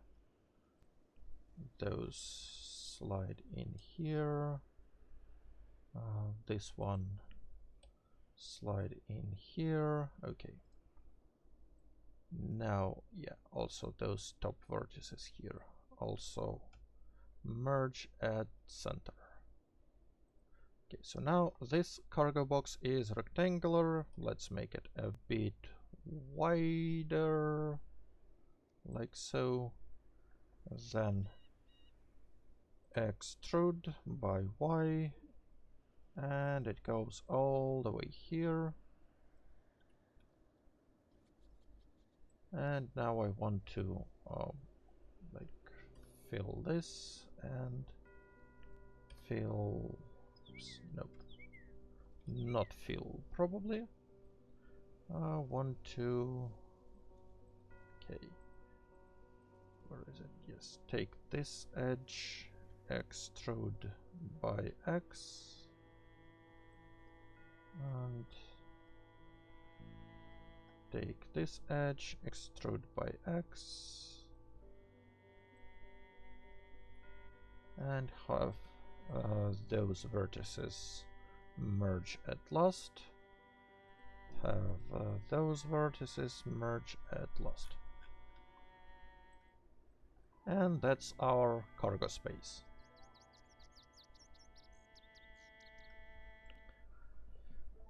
Okay, now the doors.